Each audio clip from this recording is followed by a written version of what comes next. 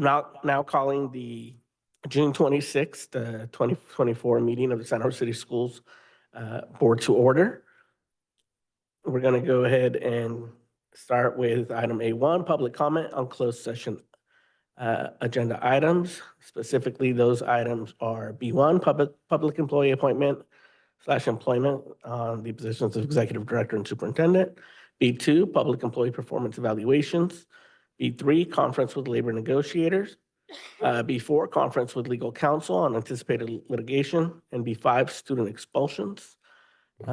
If you would like to speak, make sure to complete a blue card up there and get it submitted. I have 3 blue cards. I will call your name and then 2 people after. So be prepared to speak once I call your name. You will have 2 minutes. First, I have Hugh Futrell, followed by Catherine Howe and Stacy Murray.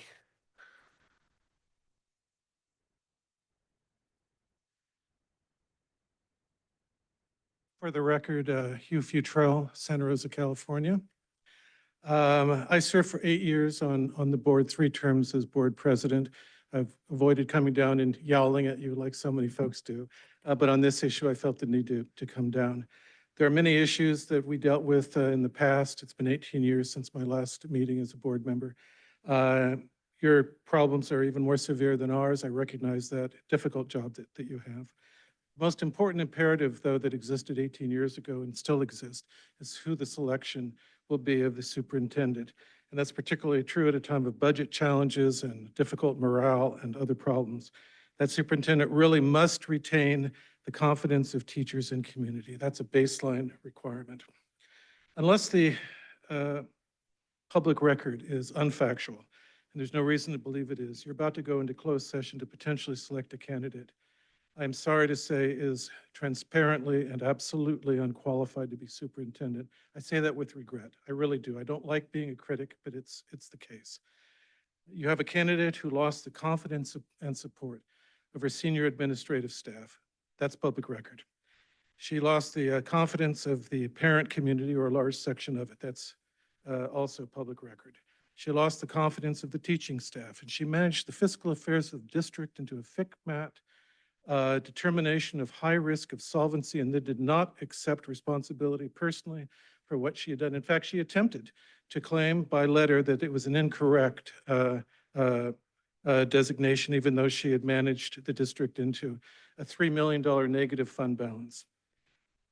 2 minutes, can't go through all that detail. You know it. Some of these issues, I'll say it's inexplicable that this person would be selected, and I urge you respectfully, very respectfully, to take a step back or reconsider for the community, for teachers, for the integrity of the district, for the district's credibility. Thank you. Thank you. Next, I have Catherine Howe, followed by Stacy Murray. Good afternoon. I'm Catherine Howe, president of Santa Rosa Teachers Association. President Medina, Superintendent Trinnell, members of the board. With all respect for the decision, and also acknowledge that you as a board and as an interviewing panel had probably access to interview or information that the public and the press does not have. I do feel it necessary that SRTA expresses its concerns about the appointment of this new superintendent, Dr. Morales. First is concern about her experience coming from such a small district and having a reported record of not being able to manage a small district of 6 schools. How do we transfer that skill set to one of our size? Also a concern that her district had many of the same budget issues that we are grappling with right now in Santa Rosa City Schools, and yet also stated record of her not being able to manage a fiscal stabilization plan that led them into a stable fiscal future. So that is definitely a concern. Speaking as the SRTA president, we're very concerned about the reports that we hear from our CTA brothers and sisters in the Santa Cruz area and also in the Salinas area of her anti-union stance in many ways, her antagonistic status in many ways with the teachers of her current district and her previous district. And we're worried that we're going to lose the progress that we made in the last 3 years under Superintendent Trinnell of a very cooperative relationship between labor and management and a voice for the teacher that has been created through our many committees. We're very concerned that that will be lost. Thank you. Thank you, President Howe. Next, I have Stacy Murray.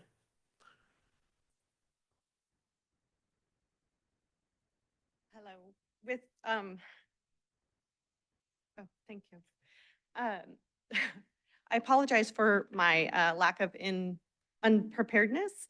Having just received the first notice of this introduction or being voted into for the superintendent's position, having just 4 days notice, I was excited. So the first thing I did before I even read your letter was to Google her name, where I then immediately became concerned with her very current, recent history. Now, I'm not a PD reader, so I apologize to any PD fans, but I went ahead and read all of the articles in the area of Santa Cruz, and they were alarming of how the teachers were not respected, the financial, we can have the best teachers in the world, but if the finances are taken into the dirt, then that's a big problem. It's a big problem. It should be a big concern of yours. Simple, I have seconds left. I would urge that the board slow this down, do your due diligence, give the community an opportunity to have a voice, because that's going to really impact, if this person gets voted in, how she's received. I don't believe that the community has had an opportunity to see or speak upon this. And so I just question the due diligence. I question how quickly this has moved forward with very little notice, 4 days. There must be some kind of requirement for community input, more than 4 days. Thank you. I really respect your job. Thank you. Seeing no other comment, we will now recess to closed session.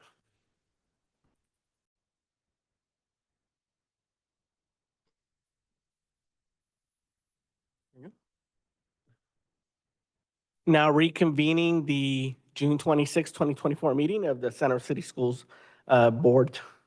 Calling to order. If you would all please rise for the Pledge of Allegiance and remain standing for our territorial land acknowledgement.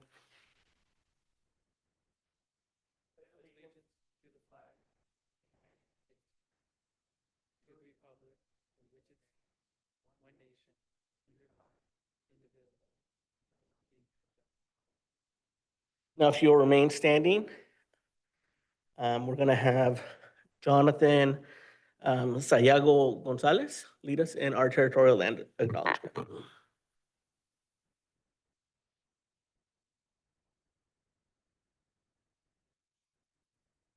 I acknowledge that Santa Rosa City Schools is on the traditional territory and homelands of the Pomo people, traditional territory and homelands of the Coast Miwok people, and honor with gratitude the land itself and the people who have stewarded it throughout the generations. This land acknowledgement calls us to commit to continuing to learn how to be better stewards of the land we inhabit. By offering this land acknowledgement, we affirm Indigenous sovereignty and will work to hold Santa Rosa City Schools more accountable to the needs of American Indian and Indigenous peoples.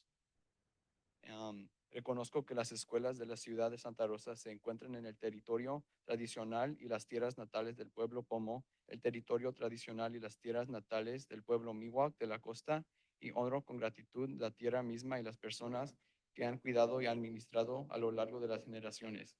Este reconocimiento de las tierras nos llama a comprometernos a seguir aprendiendo cómo ser mejores administradores y cuidarle de la tierra que habitamos. Al ofrecer este reconocimiento de tierras, afirmamos la soberanía indígena y trabajaremos para que las escuelas de la ciudad de Santa Rosa sean más responsables ante las necesidades de los pueblos indígenas y nativos.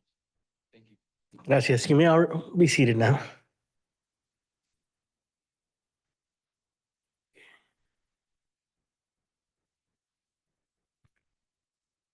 So we will now move on to item C3, report of actions taken in closed session. There were no actions taken. Item C4, items considered in closed for action in open session. Yeah, that's this one, C4. Yeah, so C4, items considered in closed for action in open session. We have items from B5. Could I get a motion on case number 2023/24-27? I move to approve case number 2023-2427. Second. Moved by trustee Manieri, seconded by trustee De La Torre. To the vote, please. Trustee Manieri, Aye. Trustee De La Torre, Aye. Trustee Sheffield, Abstain. Trustee De La Cruz, Aye. Trustee McNally. Aye. President Medina. Aye. Can I get a motion on case number 2023/24-28? I move to approve case number 2023-2428. Second. Moved by trustee Manieri, seconded by trustee McNally. To the vote, please. Trustee Manieri, Aye. Trustee McNally. Aye. Trustee Sheffield, Abstain. Trustee De La Cruz, Aye. Trustee De La Torre, Aye. President Medina. Aye. Board, are there any statements of abstention today? None. Now we go to adjustments of the agenda. I'd like to pull item G5. Any other items to be pulled?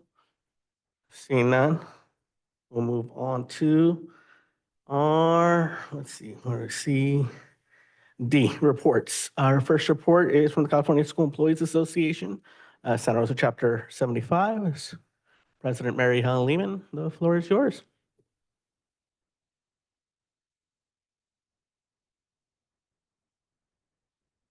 We have SRTA President Catherine Howe with her.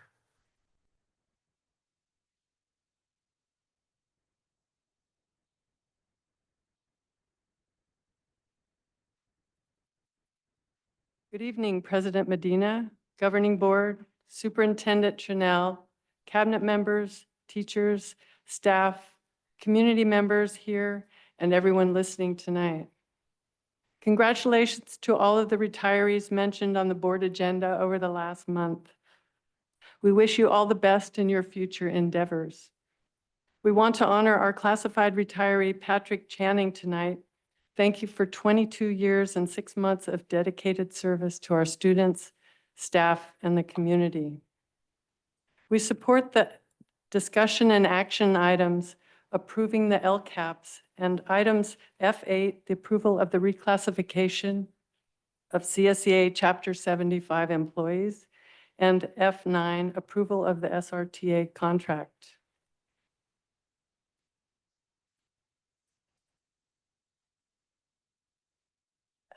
As this is the last school board meeting of the year, we want to bid farewell to Anna Trunell. I will now read a poem in her honor.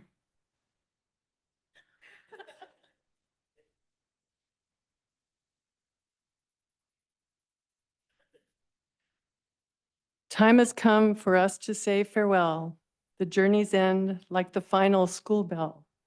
Years have flown by, memories lasting, moments cherished, time everlasting. Like a queen bee guiding her hive, keeping our students' spirits alive, regulating unity, a challenging feat, balancing the district, no easy treat. Through fires, floods, and COVID's trial, we've shown resilience mile after mile, yet perfecting wellness, a goal so grand, adapting to technology's evolving hand. The culture of education is changing fast. In this new pedagogy, we're learning to last. With grace and patience, you led the way, turning ordinary moments into extraordinary days. Your vision and courage inspired us all, lifting us up whenever we'd fall. In classrooms, in meetings, your presence was felt with every kind word and hand you dealt. You nurtured dreams and planted seeds, tending to our minds, fulfilling our needs. As you embark on a new journey ahead, with fond memories and words unsaid, know that your legacy here will stay in the hearts of those you guided each day. Though we part ways, our gratitude remains in the lessons learned and the progress gained, for the laughter shared and the challenges met, for the milestones reached, we won't forget. Your time has come for us to say goodbye. With hopeful tears and heartfelt sighs, may your path be bright, your future grand, with endless opportunities close at hand. So here's to you as you move on to new horizons and the break of dawn. Thank you, leader, for all you've given. In our hearts, your spirit is forever driven.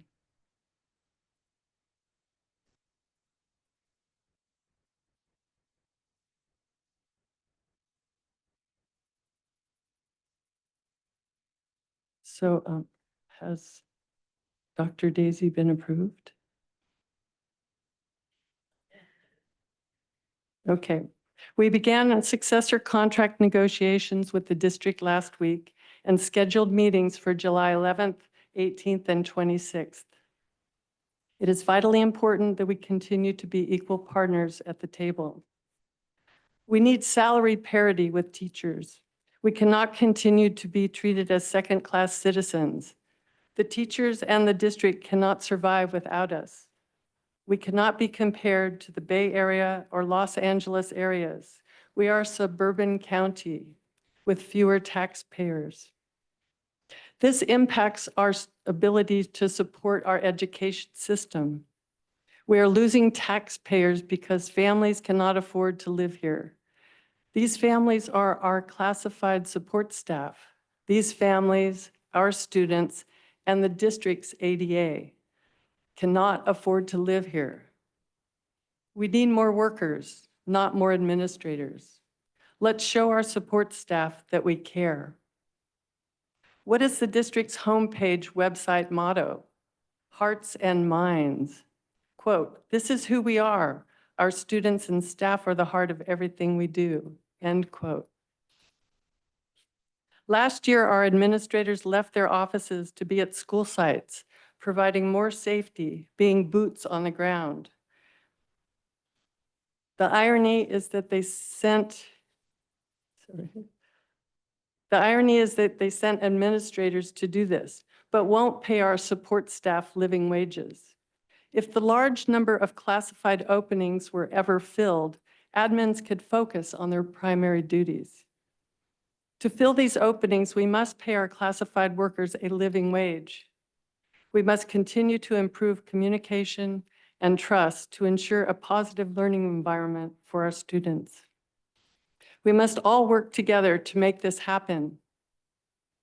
With courage and compassion, let's move forward together. Thank you. Thank you. Now move on to SRTA report. President Catherine Howe.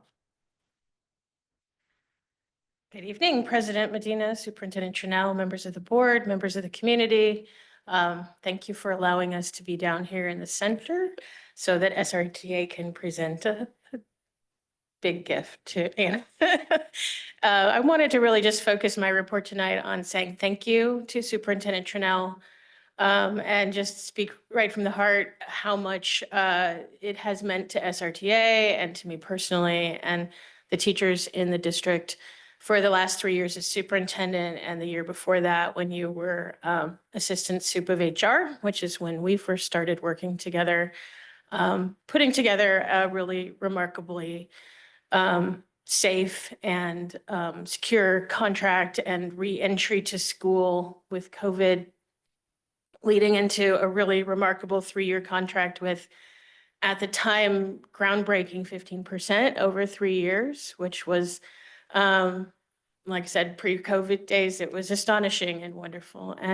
And we all appreciate so much the collaboration that has been in the district the last 3 years, the ability to reach out to you at all levels, not just me, but teachers at school sites have felt a connection, know that you are present, appreciate so much your bravery in going to school sites for listening sessions that you knew were going to be volatile and filled with angry people. and you went, and we really appreciate that. We also appreciate so much the committees that you formed that really gave educators, CSEA members, community members a real true voice, not just a checkbox committee or, hey, we talked to a couple people, but Partners in Education and the SART committee and the Budget Advisory Committee and the A to G and the Alt Ed and the Facilities Committee. And I'm sure there's like 10 others that I can't come up with off the top of my head, but the members that went to those committees felt like they were real. And that was because of your leadership. And that was because you were driving those committees to have real influence and to give the teachers a voice that we felt had not really been there for a while. So I just really wanted to say thank you. You will be missed by me personally, by the teachers of this district. I'm sure, I don't speak for anyone else other than the teachers, but I'm sure that there's people all over the district that will agree with me that you made a difference in Santa Rosa City Schools. We appreciate so much the time that you gave to our community, our students, and our families. And thank you. So I wanted to give you this. I know that you had said on a couple of occasions that your new office is sort of without a view. And so this is hopefully to give you a view and also remind you of your time here in Santa Rosa and Sonoma County.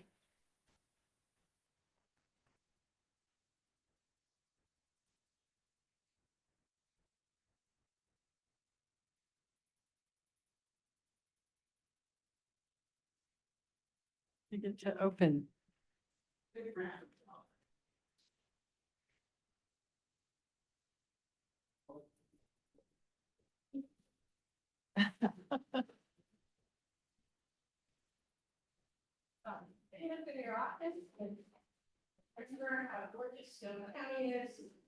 All right. This is great.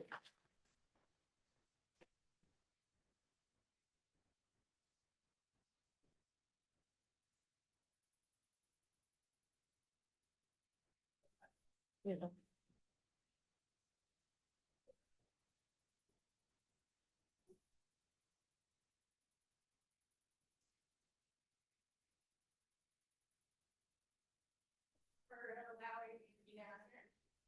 course, thank you.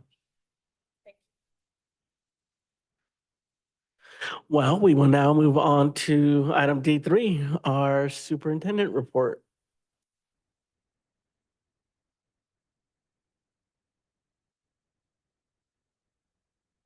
Try and keep it together. Oh, already, okay. Our school year has come to an end, and also my time with Santa Rosa City Schools.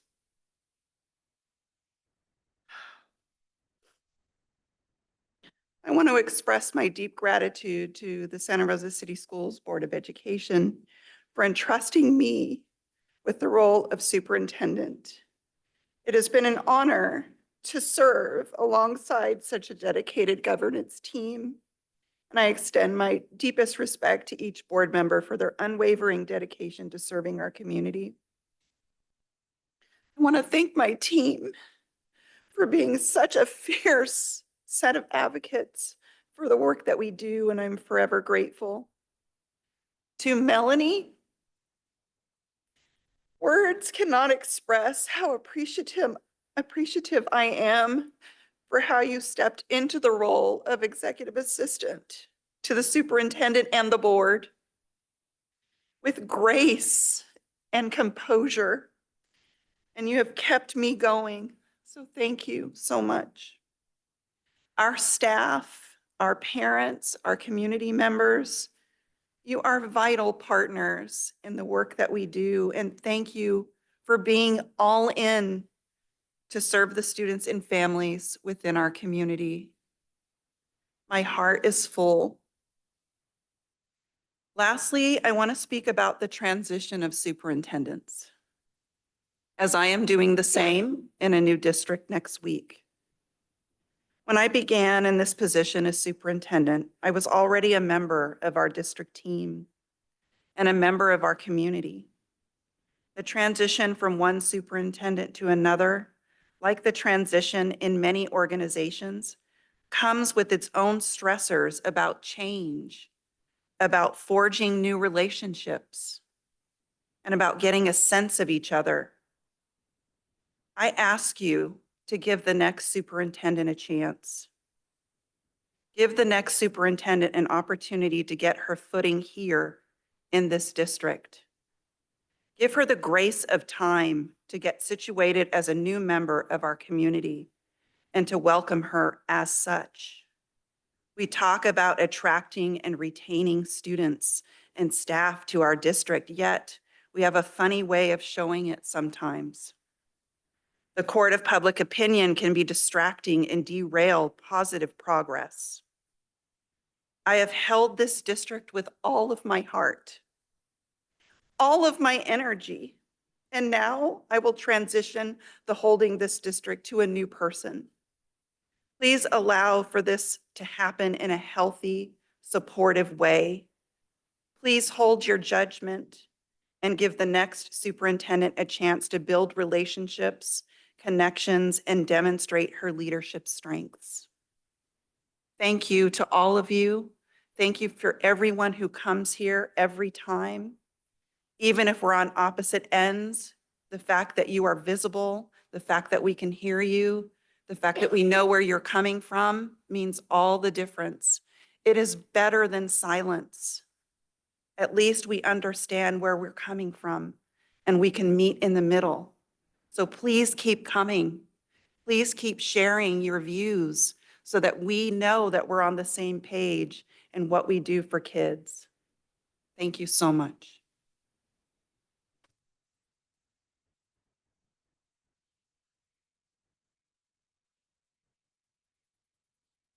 Now it's time for D4, the board president report.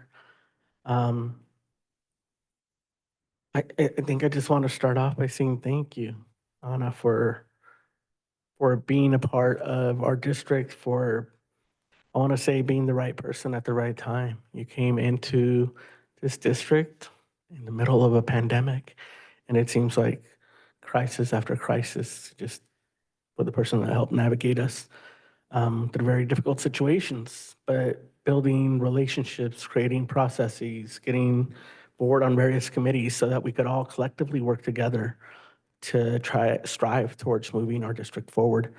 So to that I say thank you. I feel like we're a family that's very passionate about the work that we do. Always thinking about keeping students at the forefront of the work that we do. And I think that's something that you have always been very good of reminding us about, that we got to keep the students at the forefront of the work that we do. As the board, we got you a little gift, a little clock inscribed with Superintendent Trinnell, with appreciation and love for keeping Santa Rosa City Schools running like clockwork, because that's what you did. Thank you.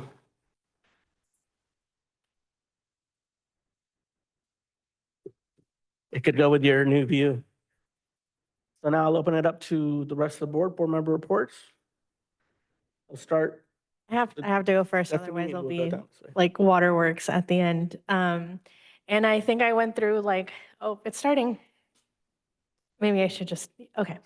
I think I went through the most difficult year of my life with you. And I'm so grateful that it was you, that I got to stand beside and look to for strength and wisdom and guidance and comfort. I hope I never go through anything like that again. But if I do, I know that I'm gonna have you in my heart. And whenever I need strength, whenever I'm having a challenge, I think of you. I really do. And it's such a gift. It's a gift that you have been able to give me, to have someone that I can look up to, a woman so powerful and so graceful. I'm just so appreciative of you, who you are as a human being, who you are as a leader. I'm gonna miss you so much. But I am so excited for the community of Galt. I don't think they know what they're getting. um, but I'm so excited to see how you're going to do over there what you've been able to do here. And I know that that we're going to be able to lean on you. And for that, I'm also grateful that I know that our journey doesn't end here, that we're going to be able to still lean on you because you've made yourself available in that way. And again, just eternal gratitude for you and your service. I think you are a true public servant, and someone that we should all really be giving thanks to and looking up to. So thank you for everything. The McNally? Not good at goodbyes, so I'm not saying goodbye. I'm going to track you down when the season starts and take you to Golden One Center, and you're going to watch a game with me. So that's that.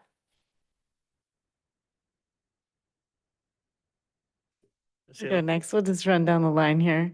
Anna, just adding my voice and the voices of so many in our community who just have so much gratitude for your strength, your bravery, your honesty, and your grace, and your ability to find the middle ground, find the path forward through really tricky situations and very difficult moments for our community, and in some pretty badass heels, no less.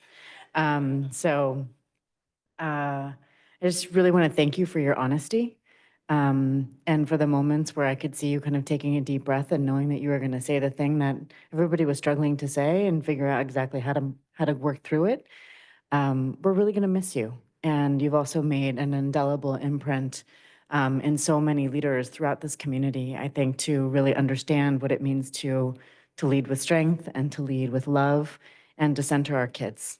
We are all here because of our kids. And your leadership helps our community to be reminded every day that that's why we're all here, is for them. And so I'm just really grateful for the ways in which you continue to bring us back to our shared purpose and the things that we have in common and the love that we have for our community. And that sharing those things is a really powerful light and a place of so much love. So I'm so grateful for you. And we're really going to miss you. And we're going to continue feeling your spirit and all that you brought here to this community for quite some time. Thank you.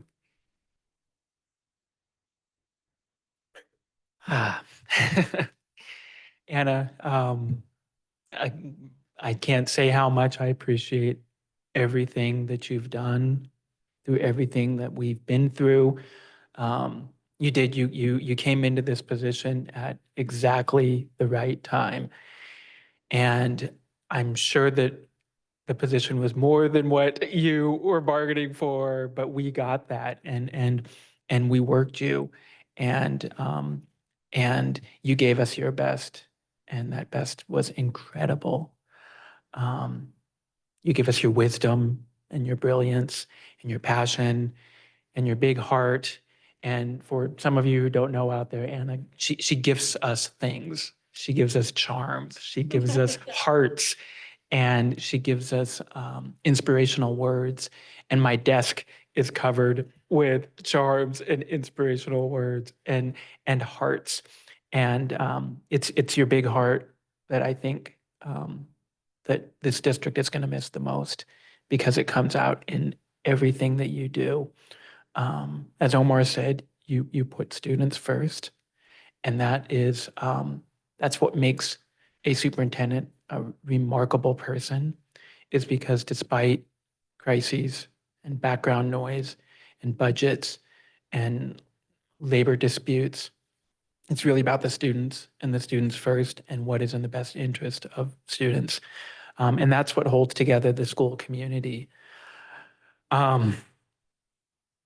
So I want to thank you for your service to the community, and it is a pleasure serving with you, in service together, in service forever. I'm going to miss you. I'm going to keep your cell phone and reach out to you, because I think that's something that that you did for us, is that you never held back You reached out to us and you let us know. And you let us know when you were angry. And that's something that's hard to do, to tell your bosses when you're mad at them or you're mad at the situation. But I think that that is what one of the things that makes you a really remarkable person is that your heart doesn't hold back. It flows and it overflows. And I'm really going to miss you. And I will be looking for you and calling you when I'm in the area. Thank you so much, Anna.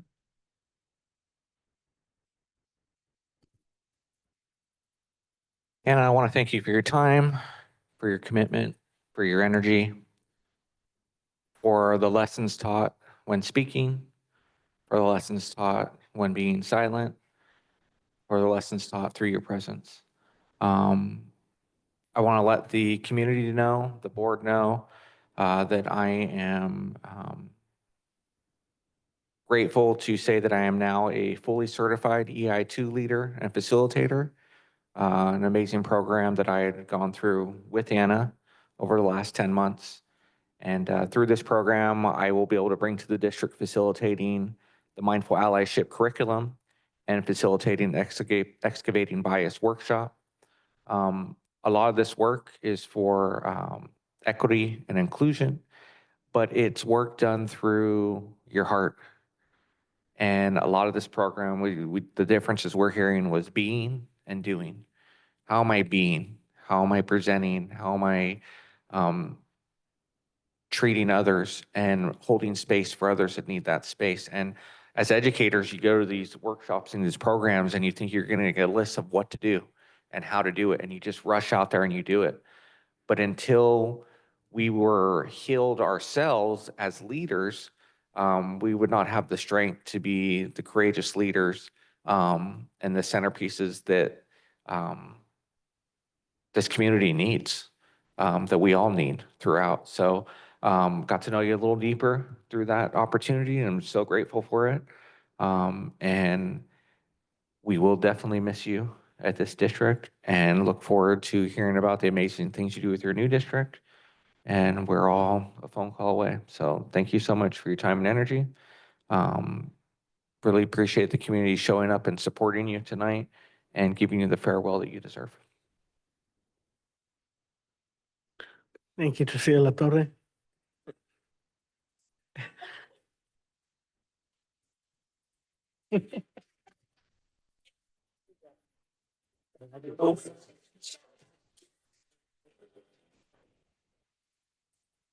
He have to play you out, you know. And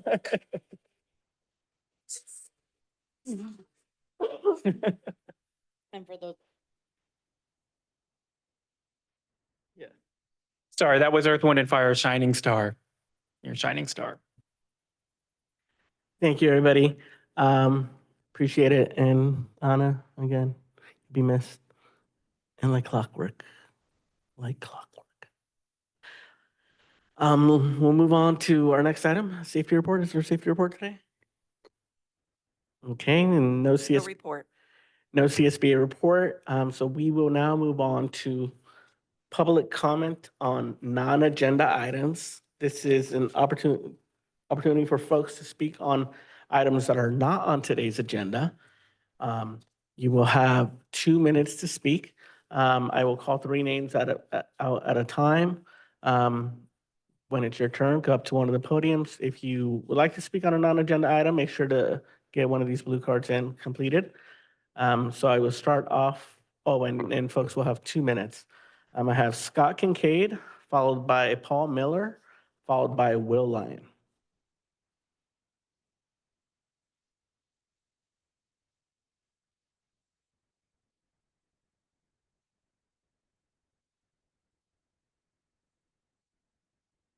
Good afternoon, Board.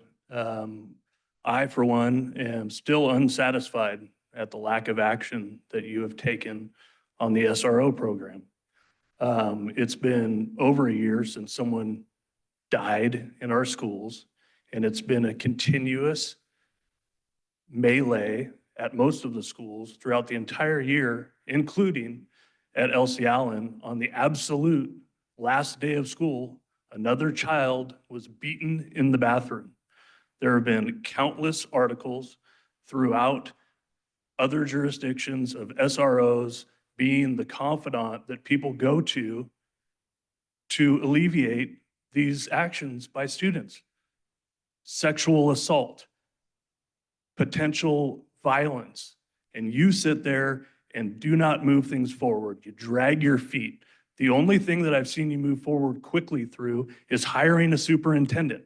And that should be the longest process to find the right fit in this district. You continue to fail a large majority of students who do not feel safe in schools. So do not sit there and tell me that you take care of all students, because you don't. Your all is not all. Next, I have Paul Miller, followed by Will Lyon, followed by Margaret Boone.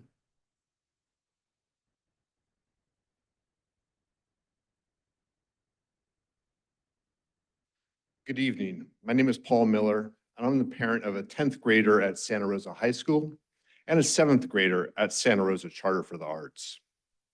Access to YouTube on school tablets has been one of the greatest challenges I have faced as a parent. My 15-year-old son will spend countless hours on YouTube on his school tablet, both at school and at home, preferring YouTube to listening to lectures, socializing with friends, or even sleeping. The YouTube algorithms of playing video after video has him sneaking his tablet into his room and watching videos straight from sundown to sunup. Clearly, this has a deleterious effect on his education, not to mention his mental health. There is no doubt that YouTube has some effective educational videos, and YouTube can be used as an educational tool. However, just like any other tool, a knife, for example, that tool can be abused, and schools can put reasonable, thoughtful restriction on that tool's use. When I approached the Santa Rosa City Schools Technology Department to ask about whether YouTube could be blocked on school tablets while still giving teachers the ability to assign educational videos to students, they said this wasn't possible. I was left feeling frustrated and powerless. However, this proposal is entirely possible. The Greenville, South Carolina School District has successfully implemented a policy to block YouTube on school devices while still allowing teachers to approve educational YouTube videos. Curious about how they did this, I reached out to the Greenville, South Carolina School District Technology Department and talked with Bill Brown, Executive Director of Education Technology. He openly shared his experience and method of implementing this policy. Quite simply. Thank you. Your time is up.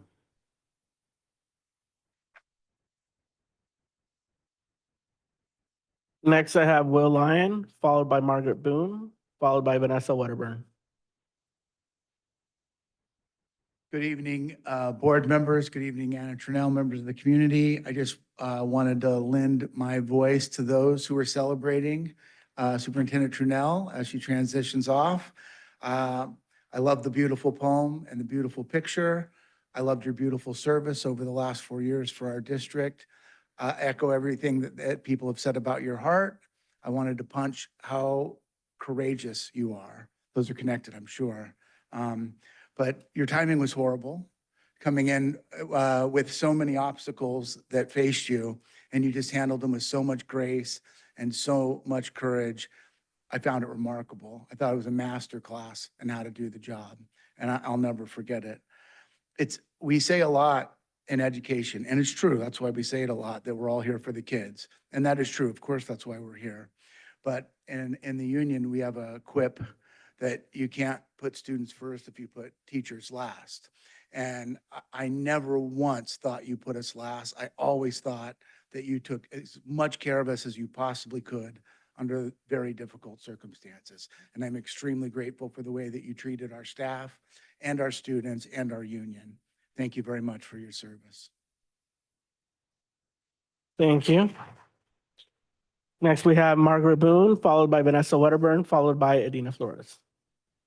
Good evening. I just wanted to thank Superintendent Trinnell When she first started, we had one of our students in ESN reach out to her, asking her to come visit him and meet him. And he made her all kinds of swag and sent it to her.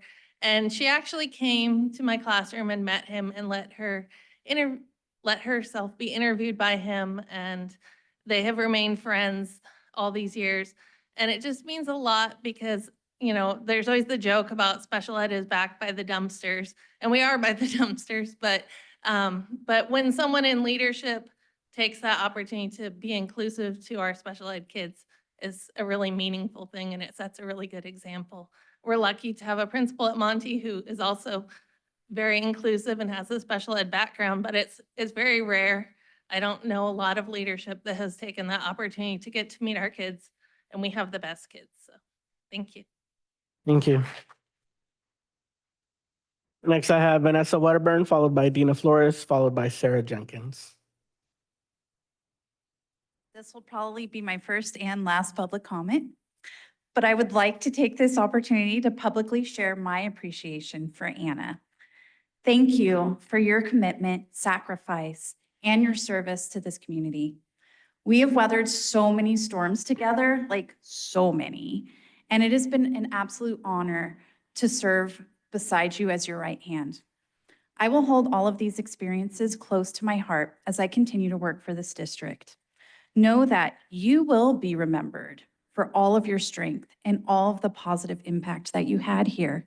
Carry that with you as you move forward. You did great things here, and I will continue to pound this table for you.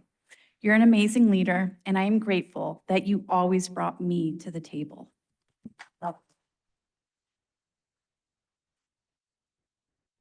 Next, we have Dina Flores, followed by Sarah Jenkins. Good evening. I'd like to take a moment to introduce myself since the new superintendent has not yet met me. I'm the leading activist for the entire county of Sonoma. I'm also the former executive assistant to this very board and superintendent who was illegally forced out as a protected whistleblower. There are some things different that I noticed today. We don't have any nonprofits that are affiliated with our trustees here to advocate against police on campus. And what's also interesting is that we're not playing political theater today. All of a sudden, Dela Cruz and Manieri have no mask on to pretend like COVID is a thing. So that's just interesting. When the kids aren't here, there's no mask. Ms. Dela Cruz, I'm just wondering why you lied to the media and the entire community.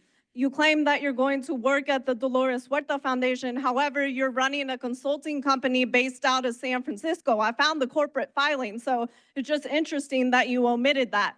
Superintendent Trunnell actually took me out to dinner before I was forced out and told me how intelligent I am. She then told me not to lose my career over this. So when we're talking about courage, I have courage. I did the right thing. I echoed the concerns of the parents, and I will always do the right thing. So Superintendent Trunnell, as you told me at that dinner, you are a follower of Christ. So please advocate for the truth, just like I do every day. That's a key tenet of Scripture, to bring forward the truth.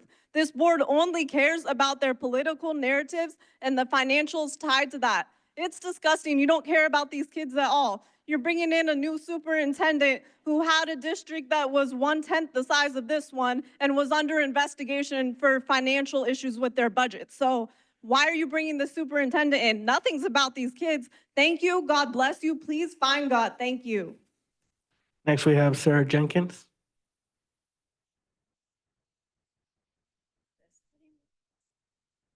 There we go. Good evening. Thank you again, Superintendent Trunnell, for all you've done behind the scenes and up front for our community.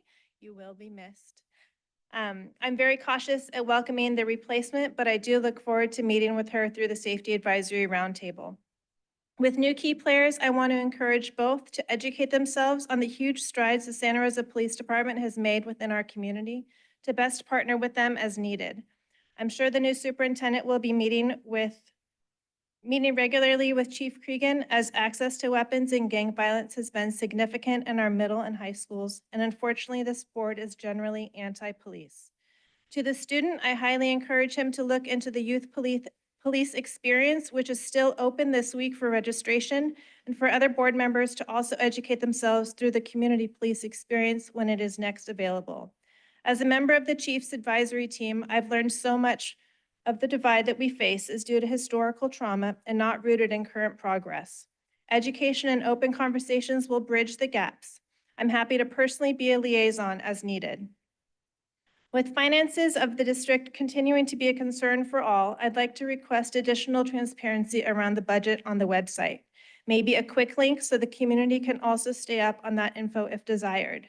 Significant concerns about current leadership are unsettling at best. Lastly, still wondering if there is an update on cheerleaders getting PE credits, just like the badminton and golf teams. Thank you. Thank you. Next, I have Joshua Lewis.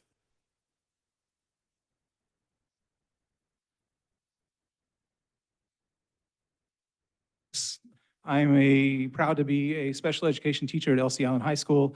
I was not planning on speaking today, but I've been so moved to do so, both to acknowledge Superintendent Chunell, but also because I know I have Dr. Morales hearing this as well, and I want Dr. Morales to know big shoes. So there was a time when we needed to address school safety a couple of years ago, and I was the ASB teacher at Elsie Allen High School.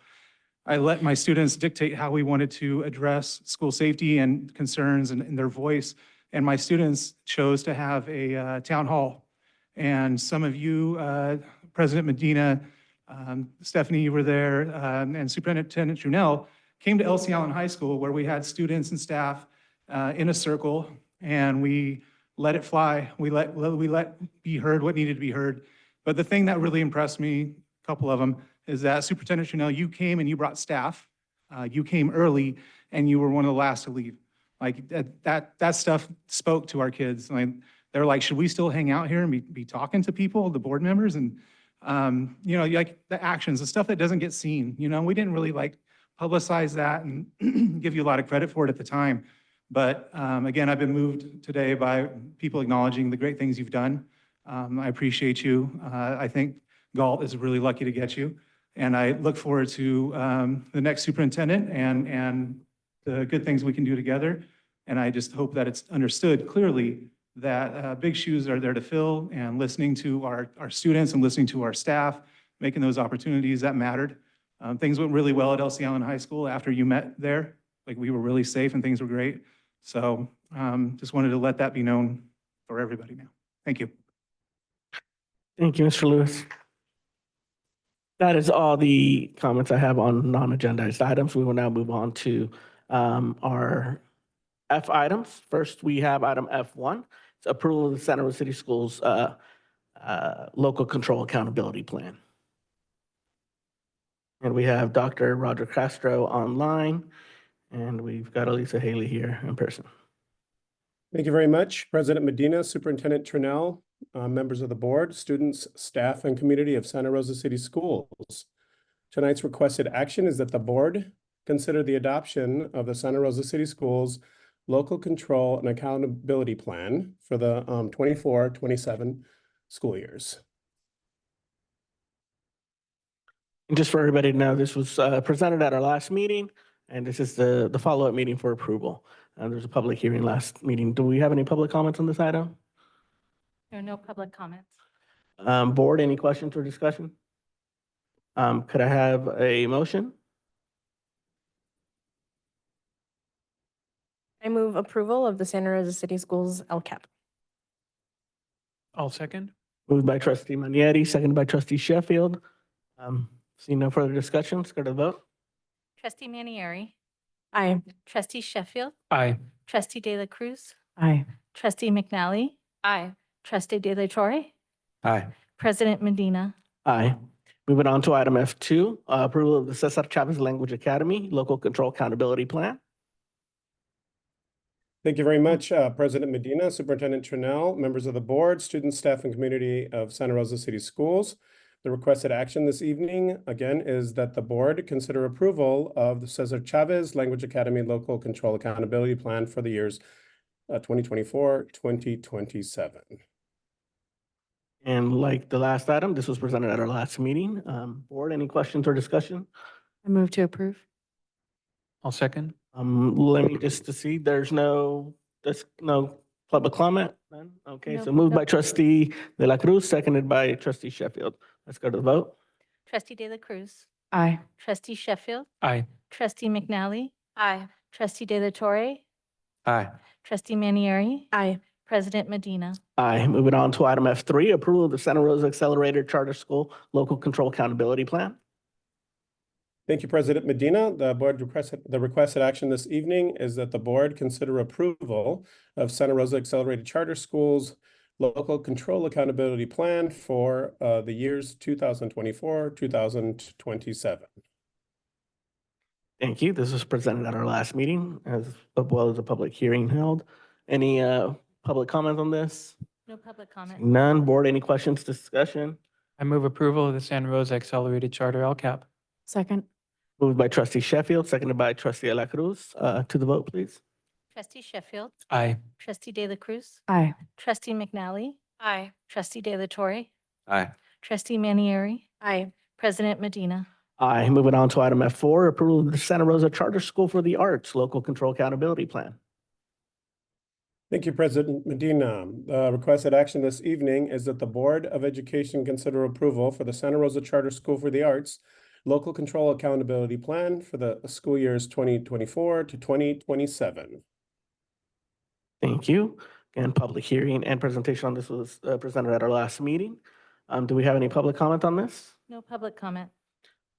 Is there a motion? Move to approve. Motion by trustee De La Cruz. Is there a second? Second. Second by trustee Sheffield. To the vote. Trustee De La Cruz. Aye. Trustee Sheffield. Aye. Trustee McNally. Aye. Trustee De La Torre. Aye. Trustee Manieri. Aye. President Medina. Aye. Moving on to item F5, approval of the Santa Rosa French American Charter School Local Control Accountability Plan. Thank you, President Medina. And finally, the requested action is that the Board of Education consider approval of the Santa Rosa French American Charter School Local Control Accountability Plan for the school years 2024 to 2027. Public hearing and presentation was held on this at our last meeting as well. Do we have any public comment cards? No public comment. See none. Board questions or discussion? Move approval of Santa Rosa French American Charter School LCAP. Second. Moved by trustee Sheffield, seconded by trustee De La Cruz. To the vote, please. Trustee Sheffield. Aye. Trustee De La Cruz. Aye. Trustee McNally. Aye. Trustee De La Torre. Aye. Trustee Manieri. Aye. President Medina. Aye. Moving on to item F6, adoption of the Santa Rosa City Schools budget for the 2024-2025 school year. And for this, we'll have Lisa August and Joel Dantos presenting. Good evening, Superintendent Trinnell,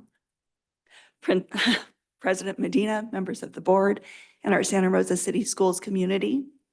Thank you for the opportunity to bring forward our budget, our proposed budget for the upcoming year. The public hearing was held at the last meeting.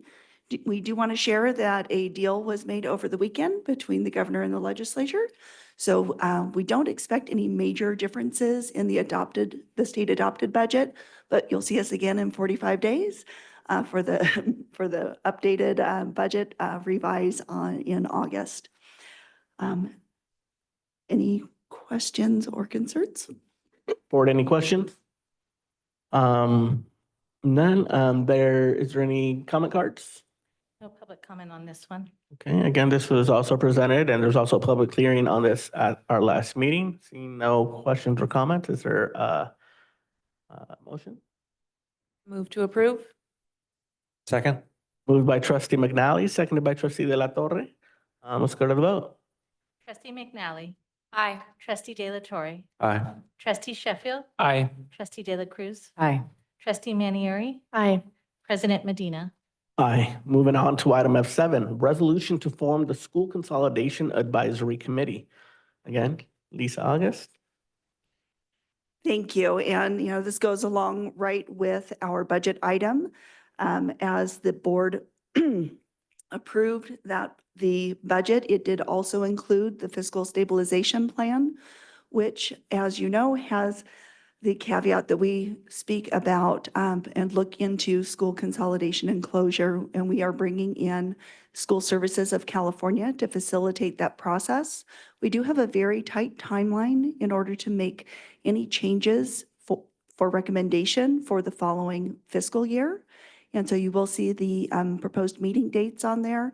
We would like to open applications beginning tomorrow. We will actually be sending out live links to an application website.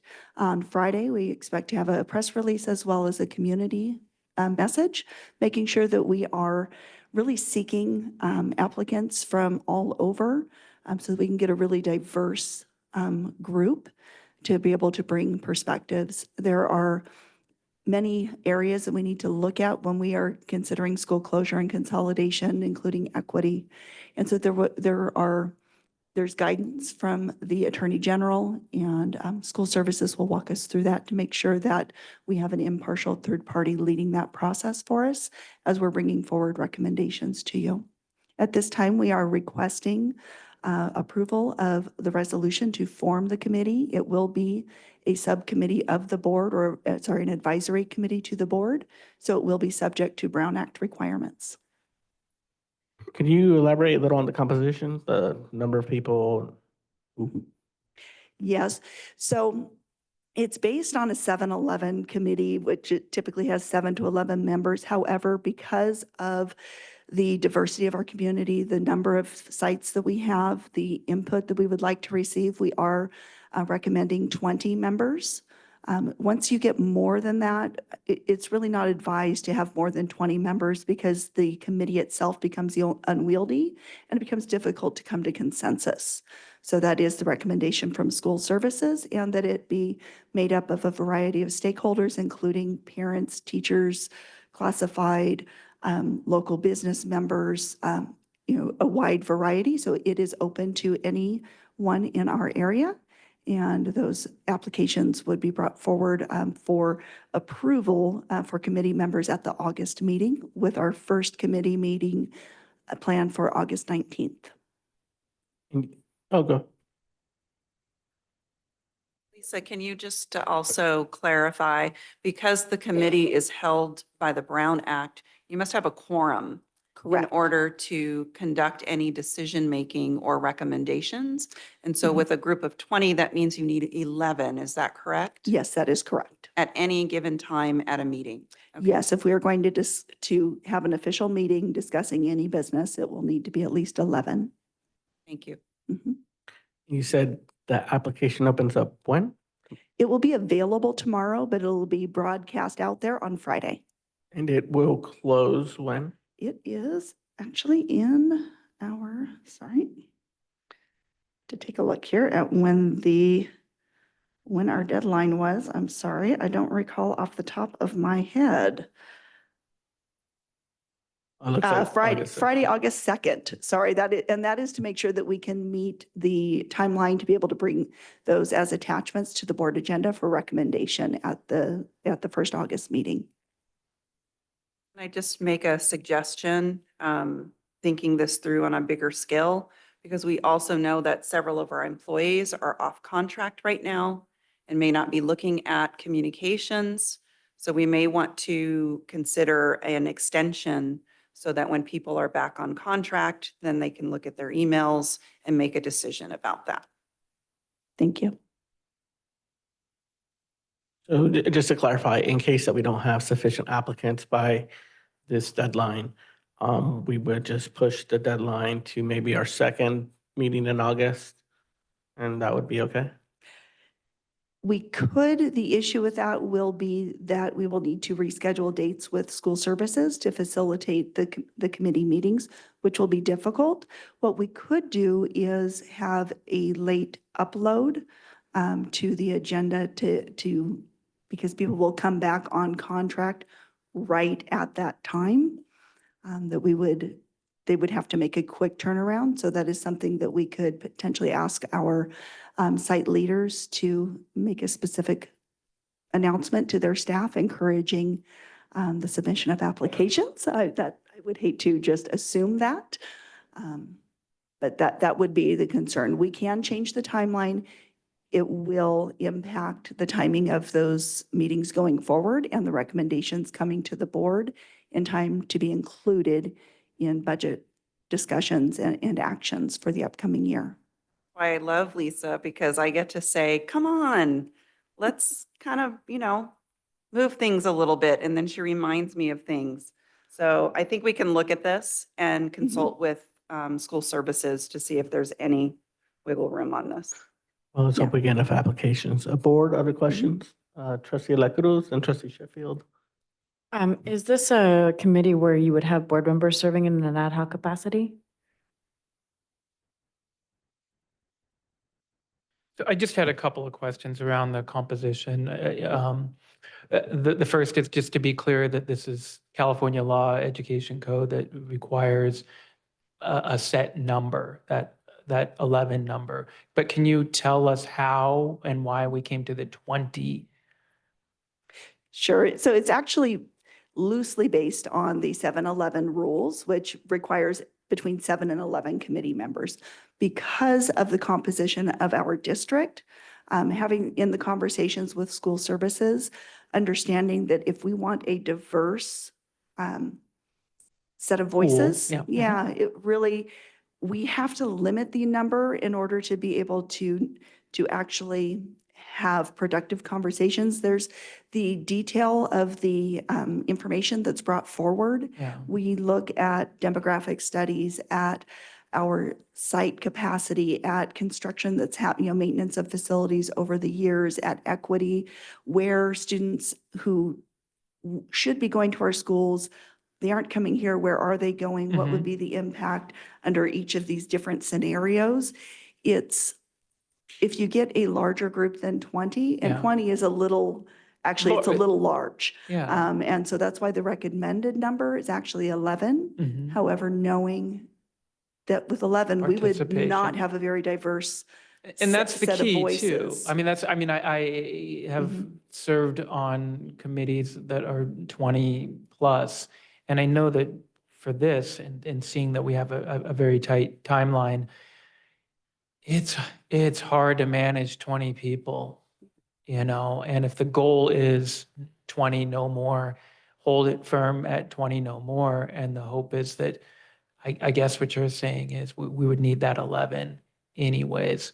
Okay, so just wanted to be clear on that. And I think speaking to the rationale, but then also speaking to who we're looking for included in the agenda packet, of course, some criteria representative, the ethnic, age group, and socioeconomic composition of the district, trying to find persons that match.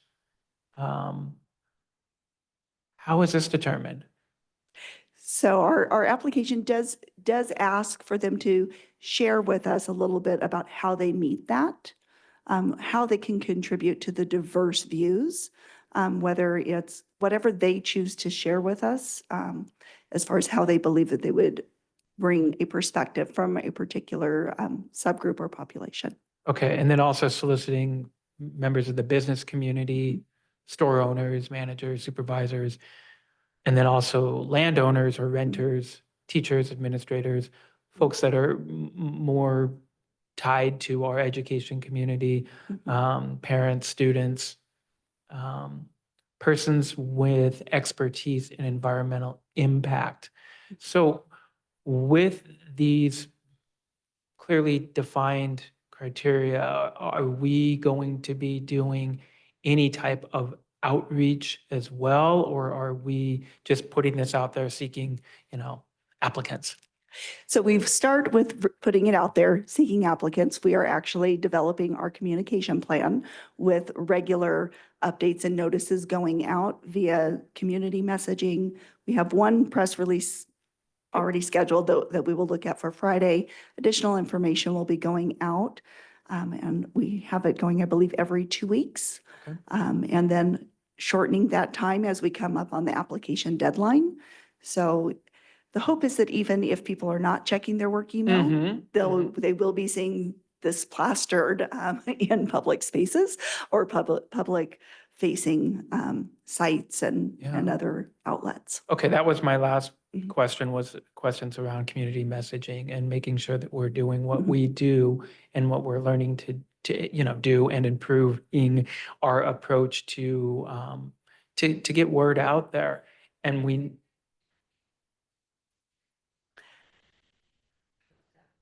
don't, we know it's summertime and we know that it's hard to have people pay attention to these things, right? But it is also very important. We're social media, of course, word of mouth, absolutely. Paper, we have our communication strategy, absolutely. Check, check, check, check. Website, you say the application's going to be available tomorrow. Mhm. Aside from tonight, anything you want to add? It- Website, it'll be on our. It'll actually, there will be, so since we are in the process of changing websites right now as well, we have a static link we have a link that's been created on a Google site that Simona, our administrative assistant, has been working with our web designer, Hannah Long, to work out how we get that set up so that it'll be a smooth transition in that from tomorrow to Monday. It'll still be accessible Okay. through that same link. So that was another item there. And so we're working closely with Vanessa Wedderburn, our public information officer, to make sure that we are sticking with our communication plan, making sure we are reaching all of those outlets as possible. We also have, all of our messaging is already scheduled, set to go out in both English and Spanish. Our application is already set up in both languages as well. Again, those are areas, as you know, that are an area of focus for me and my work going forward. Mhm. And so it's another one of those areas that we're trying to address. Okay. 131 people tuned in tonight. You guys. Spread the application, word. Spread the word. All right, thank you. Please. Thank you. Yes, go ahead. Just wanted to add, we'll verify to Director De La Cruz, Trustee De La Cruz's question, whether a board member could actually take an advisory seat on the committee, just to verify. Yes. Other board questions? Looks like we don't have any blue cards on this. So it's back to the board. Is there a motion to approve the resolution to form the School Consolidation Advisory Committee? Sure, I'll make the motion. It's moved by trustee Sheffield. Is it Second. seconded by trustee De La Cruz? To the vote, please. Trustee Sheffield. Aye. Trustee De La Cruz. Aye. Trustee McNally. Aye. Trustee De La Torre. Abstain. Trustee Manieri. Aye. President Medina. Aye. Moving on to item Thank you. F8. Thank you. Approval of final decision of reclassification for California School Employees Association, Chapter 75. We have Dr. Vicky Zans to present.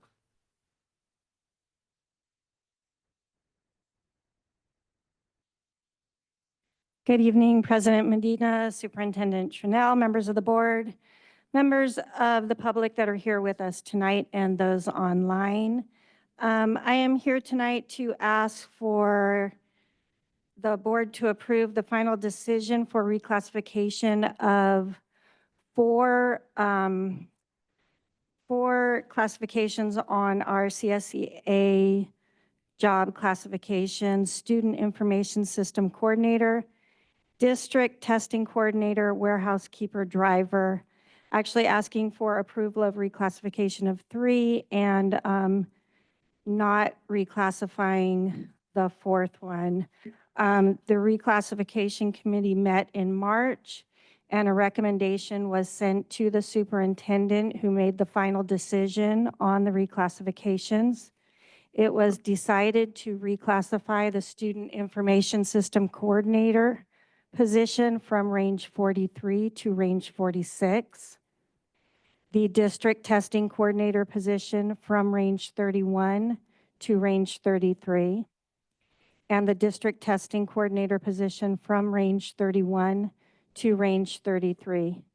The, Warehouse Keeper Driver position from range 23 to range 24. There was no reclassification recommendation for the Human Resources Technician position. So I am asking that the board please approve the recommendation from, or the final decision, excuse me, by the superintendent for those 4 classifications. Any questions from the board? I just have a question. So this is this something that was mutually agreed, or is this just coming down from from admin, these decisions? Superintendent's decision, okay. All right. Do we have any comments? No, again, no board comments or discussion? Okay. Well, I guess, is there a motion? Oh, she said no. Is there a motion to approve the final decision of the reclassification for California School Employees, Chapter 75? I think maybe we need to like reword that. So the final decision of reclassification for student information system coordinator, district testing coordinator, warehouse/keep driver, and non-reclassification of the human resource technician. So moved. I will second. Moved by trustee McNally, seconded by trustee Sheffield. Any further discussion? To the vote? Trustee McNally. Aye. Trustee Sheffield. Aye. Trustee De La Cruz. Aye. Trustee De La Torre. Aye. Trustee Manieri. Aye. President Medina. Aye. Moving on to item F9, approval of a 3-year collective bargaining agreement between Santa Rosa City Schools and Santa Rosa Teachers Association from July 2024 to June of 2027. To present that, we also have Dr. Vicky Zans and And I'm going to have Lisa August join me here. So from January of 2024 through May of this year, we negotiated successfully with SRTA and came to a 3-year collective agreement. I'm happy to say that the agreement was ratified by SRTA on May 31st of this year. And so the final step in this process of successful negotiations is for the board to approve the 3-year agreement with the Santa Rosa Teachers Association.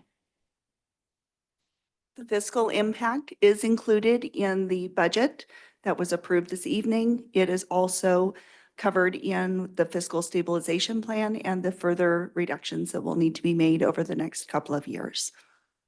And it has been sent to the Sonoma County Office of Education for review, and they have commented. We will be receiving their final notification and send that out as a communication. thank you. Board, is there any questions? None. I do have one public comment on this. Catherine Howe, President Catherine Howe.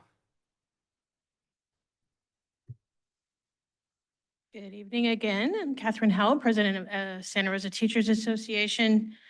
I just wanted to say thank you for the successful negotiations. It was very collaborative. It seemed like it went on and on and on, but actually it was just enough time to get things right. And we appreciate all the cooperation from this board and from Superintendent Trinnell and Dr. Vicky Zans. It was a good negotiation. I want to also say thank you for the fact that it has, this collective bargaining agreement has a completely rewritten safety article, which we think will definitely make our families and students safer at school and our teachers safer at work. One of the highlights is the inclusion of educators on a district safety committee. So we'll be working on finding the right people for that position, hopefully adding some transparency to safety conditions around the district and allowing for as much as possible discussions about how to solve our safety issues in a more systemic way rather than site by site. Also wanted to definitely say thank you to the huge improvement in our healthcare benefits, switching to a percentage. I think will make a big difference in the long run, and also can say very happily for the first time in 20 years that this district is covering the employee at 100% for healthcare. So definitely hope that you approve this agreement, and thank you so much for a successful negotiating season. Thank you, President Howell. I don't see any more comment cards, so it comes back to the board for discussion. Any discussion? I move Motion to to approve. approve. I just have one quick question. So we, after we take up this item, also goes to SCO for comments, recommendations. When do we hear back? So they don't have their final letter for us back. We have to send it to them 10 days before action. So they've had other things to be looking at as well. They understand and agree with our numbers. Okay. So there's not a question there. They just do share their concern, as we've shared before, as they came and presented with us earlier in the year about maintaining fiscal stability and looking for solid, very detailed fiscal stabilization plan we have that for the 24-25 year. We still have work to do for 25-26 and 26-27. And so they do make mention of that and expecting that that will come forward as part of our first interim budget, making sure that we have a board approved fiscal stabilization plan for those 2 years with the further detail identifying the number of staff reductions, the types of programs, sites, things like that, that would be going into a plan to be adopted by the board. And just one more thing, I just want to say with this agreement and echo what President Howell said about the benefits, 100%. My entire time on this board, I came on with nothing. And it has been a constant commitment of this board in all of its faces to bring that number up to 100%. And this is huge. This is really huge. That's the 8 years that I've been here and before. It's incredible. So I want to commend this and also move for approval of the 3-year collective bargaining agreement. Second. Moved by trustee Sheffield, seconded by trustee De La Cruz. Any further discussion? To the vote? Trustee Sheffield. Aye. Trustee De La Cruz. Aye. Trustee McNally. Aye. Trustee De La Torre. Aye. Trustee Manieri. Aye. President Medina. Aye. Thank you. We will now move on to item F10. This is approval of the proposed revisions to the certificated guest teacher and classified substitute salary schedules. Dr. Vicky Zanz. Okay, thank you. So each year we bring forward the certificated guest teacher and classified substitute salary schedule rates. For this upcoming year, we are keeping the same rates as the previous year with one difference. We will no longer be offering the longevity stipend for either the certificated guest teacher rates or the classified substitutes. The reason for that being that those stipends were paid with one-time funds that are no longer available. So with respect to the certificated guest teacher rates, that is $100 for a half day, $150 for long-term, $200 for a full day, $300 for long-term. And the classified substitute rates are based upon the classification in which somebody is subbing. Word, any questions? I don't see any public comment cards. Are there any? Goes back to the board for discussion or a motion. Is there a motion to approve the proposed revisions to the certificated guest teacher and classified substitute salary schedule rates? So moved. Second? Moved by trustee Manieri, seconded by trustee Sheffield. See no further discussion, we can go to the vote. Trustee Manieri. Aye. Trustee Sheffield. Aye. Trustee De La Cruz. Aye. Trustee McNally. Aye. Trustee De La Torre. Aye. President Medina. Aye. Moving on to item F11. This is the first read and possible waiver of the second read of Board Bylaw 9250. We bring to Superintendent Trinnell. Thank you, President Medina, members of the board, those who are with us in person and online. Last year, the board made an adjustment to the schedule of board meetings where we were no longer meeting in July. Typically, this item would come then. With the elimination of the July meetings, it was agreed that this would come by in June, essentially, and so here we are. And I'm asking the board to consider approval of the first read and possible waiver of the second read of revisions to Board Bylaw 9250, increasing the stipend for board members by 5% to $536.04 per month. And I hand it back to you, President Medina. Thank you, Superintendent Trinnell. Again, this is something that was, this district had been way behind for many years, taking no action on. And it's the 5% is what's in law in terms of what can be increased. And so we're just trying to get caught up for many years of being behind of inaction on this. I do have one public comment card on this. Anna Diaz, are you still here? You left, okay.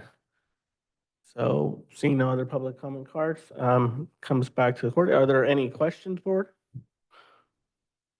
See no questions. So is there a motion to read and waive the second reading of Board Bylaw 9250 and approve the 5% increase?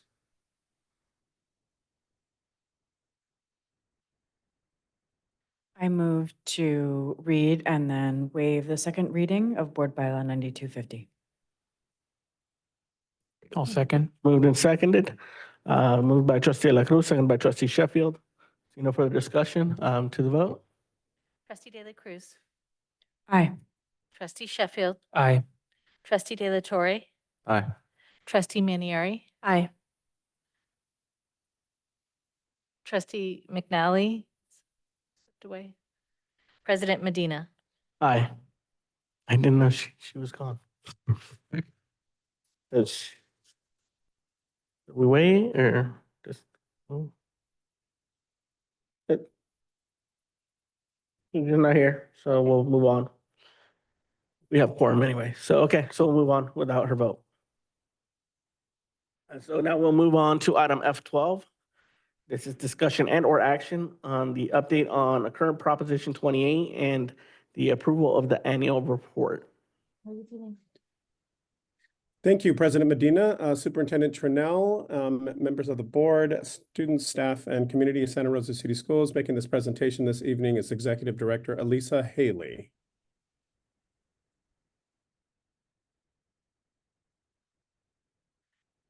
Hi, it's me too again. I will go Sorry, ahead. and yes, and Lisa. That's all right. Lisa, yes.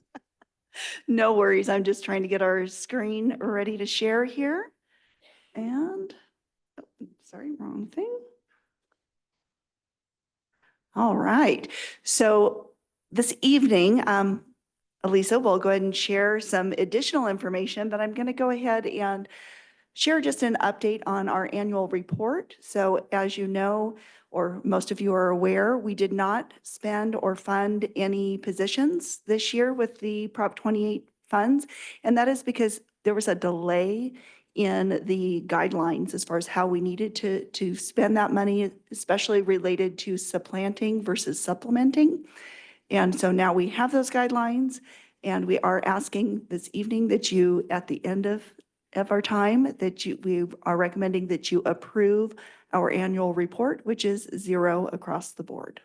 And I'll go ahead and hand it over to Elisa for the presentation. Good evening. We just really wanted to make sure that although funds were not spent, that you know that there was a lot of planning that went into this year. So we would begin to have an even more robust program than we currently have through all our schools. So just a little background about when it came into effect in November 2022. A vote was taken and passed for Proposition 28 to really fund the arts.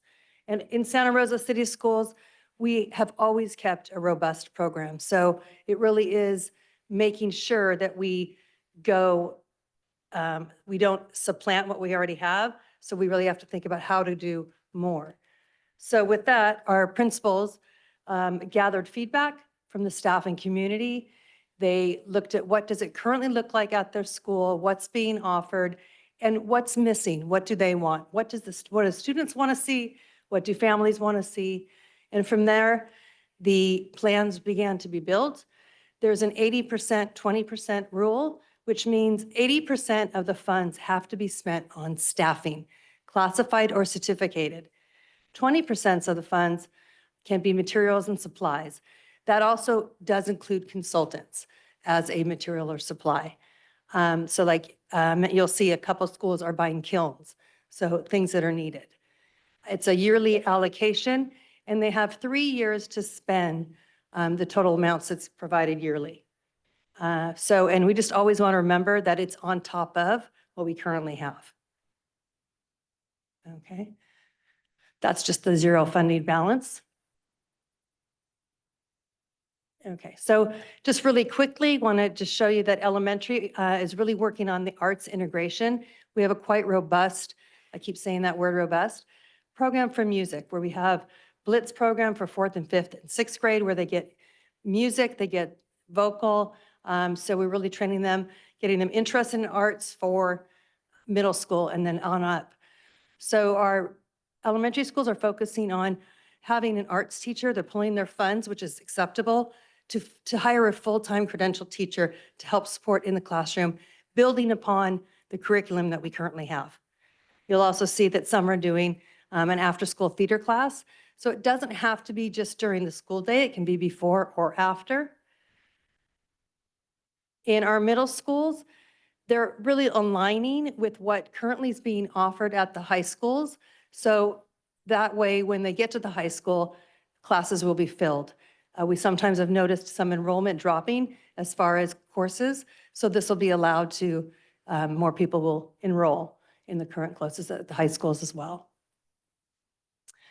And then at the high school, they're working on building things like mariachi, ethnic studies, dance, really trying to do what students, their interests are. You'll see that Santa Rosa High is having another chamber singers music, really working on classified staffing to support also in classes, especially like in your music classes, because if you're doing instruments, having somebody classified it to help support with the use of instruments and also practicing. And once again, you'll see materials and supplies, you'll see dance equipment. It always has to be on top of. And just so you know, we didn't leave anybody out. Some are still under construction because they're working with their communities and their staff. We don't want to do this half-heartedly. We want to make sure it's done correctly. And with that, are there any questions? I think I just following the last comment, I think the other ones also did work with their community and their staff as well, right? Correct. So in the document, you'll see that community input was taken, surveys were provided for students, even 4th through 6th graders, surveys were taken, and it was presented at various ELACs, DLACs, to make sure that things were, all voices were heard. And like, how are these numbers determined? Like, I see some have like for example, RVMS has a total of 0.8 FTE versus Comstock 0.2. How's that determined? Well, that is the funding that the schools are provided, but also what the schools can currently offer. And so right now, Comstock, for example, is doing a 0.2, but really wants to do a 0.4, but has to make sure they have the staffing involved to try to get that. So the Prop 28 funding has a formula that okay. Yeah, that formula is not determined by us. It actually comes through as an allocation from the state as part of, actually an apportionment from the state as part of our funding when it comes in throughout the year. Some of that is designated as Prop 28, and it's specific to each school site. They receive the allocation. We don't receive it as a district as far as the control. And out of that 20%, the other thing that's caveated in there is we can withhold no more than 1% for any administrative costs. So even if our indirect cost rate is 5%, our maximum that we can withhold for actual overhead costs is 1%. And just for me, if at some point we could get some information that shows how the state determines that, I'd appreciate that information in the future. Just to Absolutely. have. Board, other questions? Trustee La Cruz? So just to be clear, this is ongoing funding. This isn't kind of one-time funding. I love that. I think it's so important that 80% of it goes towards full-time staff, or trying to make as many of our staff full-time, especially in arts.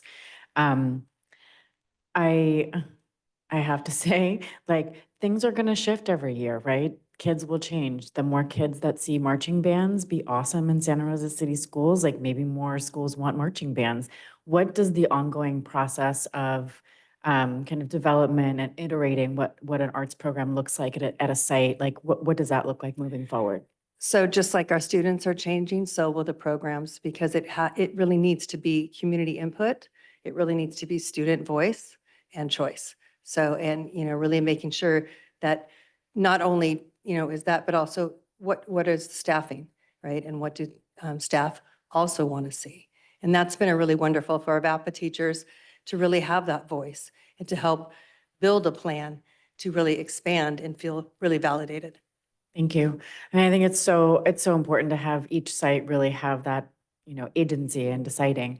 I also wonder, what is the district's role in making sure that there is equity in these funds and that there is kind of sharing best practices across sites so that we don't have kind of folks just diving down deeper in like what they do rather than being like, oh, like somebody over there is doing something super cool. How do we connect? So if you could just talk about the role at the district level. Yeah, so as a educational services, we do meet with our VAPA lead teachers, our steering committees. And so we really hear a lot from them. And then we're able to really talk to our admin. And then we always talk together too. So when information's shared, it's usually shared as a team.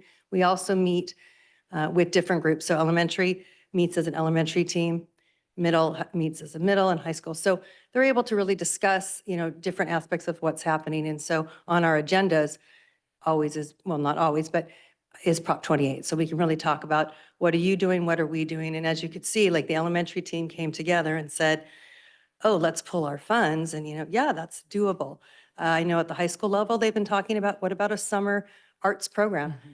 Wonderful. Like those are all things that we can think outside the box on and really be creative. Thank you so much. Yeah.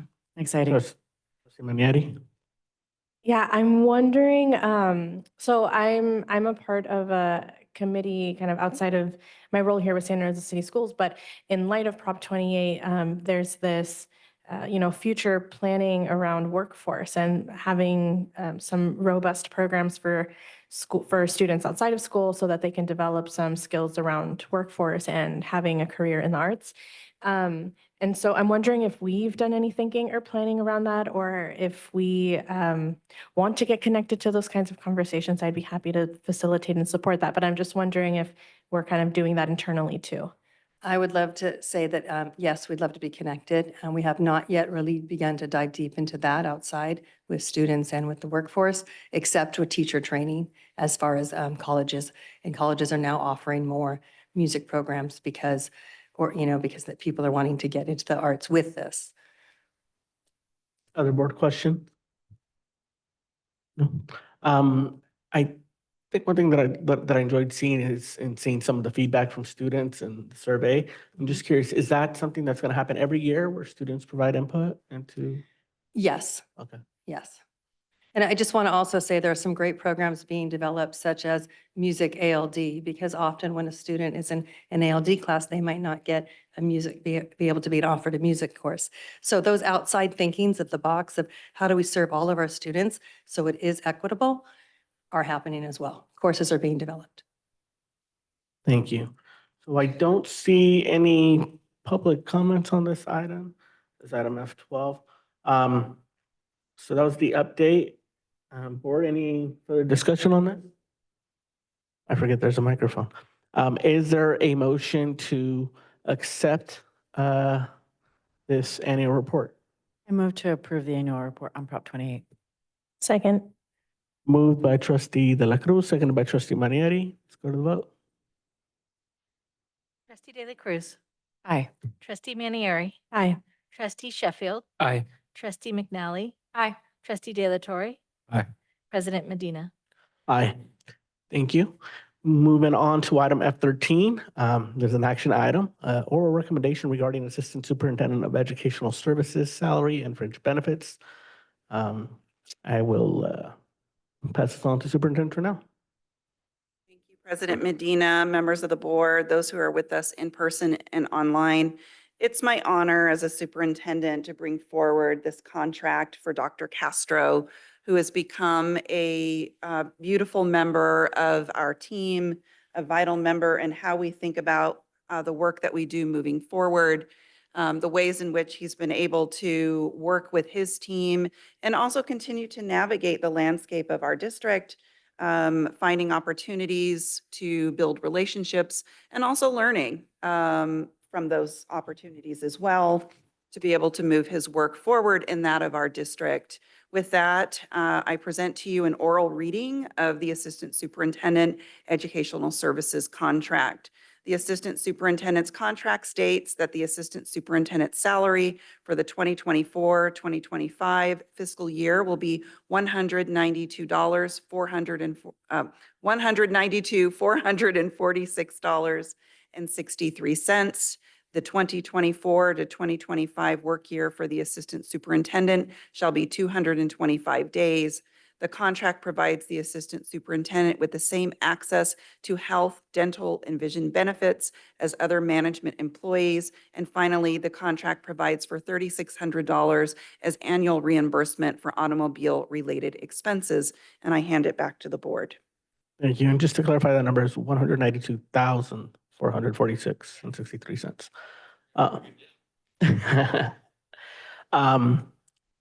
Board questions? See no questions. I don't see any public comment cards. Is there a motion to approve the recommendation regarding Assistant Superintendent of Educational Services salary and fringe benefits? I move to approve the oral recommendation regarding the Assistant Superintendent of Educational Services salary and fringe benefits. Second. Moved by Trustee Manietti, seconded by Trustee McNally. To the vote, please. Trustee Manieri. Aye. Trustee McNally. Aye. Trustee Sheffield. Aye. Trustee De La Cruz. Aye. Trustee De La Torre. Aye. President Medina. Aye. Moving on to item F14, this is the oral recommendation regarding Assistant Superintendent of Human Services salary and fringe benefits. Again, I'll pass it on to Superintendent Trinnell. Thank you again. It is my honor and pleasure to also present to the board the contract for Dr. Vicki Zanz as Assistant Superintendent of Human Resources for the 2024-2025 school year. It's such a pleasure to have a team as strong as this.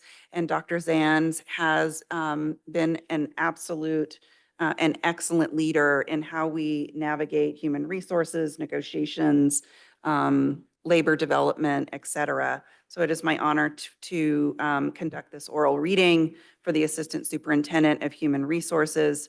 The Assistant Superintendent's contract states that the Assistant Superintendent's salary for the, that should say 2024-2025 fiscal year will be $192,446.63. The 2024-25 work year for the Assistant Superintendent shall be 225 days. The contract provides the Assistant Superintendent with the same access to health, dental, and vision benefits as other management employees. Finally, the contract provides for $3,600 as annual reimbursement for automobile-related expenses. Thank you. Board, are there any questions? I'd like to move to approve the 24-25 contract for Assistant Superintendent Dr. Vicki Zanz. Second. Moved by Trustee De La Cruz, seconded by Trustee Sheffield. I would just ask that in the minutes it be reflected that changed from 2022-23 to 24-25. Is that okay with you all? No public comments on this item. Seeing none, let's go to the vote. Trustee De La Cruz. Aye. Trustee Sheffield. Aye. Trustee McNally. Aye. Trustee De La Torre. Aye. Trustee Manieri. Aye. President Medina. Aye. Moving on to item F15. This is an action item or recommendation regarding the Associate Superintendent of Business Services, the CBO salary and fringe benefits. Superintendent Trinnell, back to you. Thank you, President Medina. It's also my honor and pleasure to bring forward the contract for Lisa August as Assistant Superintendent of Business Services and the CBO, which is being presented to the board for approval tonight. We have had an absolute wonderful opportunity to have Lisa join our team. And she's actually, this fall will be her second full year with us, and it feels like it's been 10. Just a wonderful addition to our team, and just a strong leader as she leads so many different departments in her division. And it's my honor to bring this contract forward. This is a 2-year contract.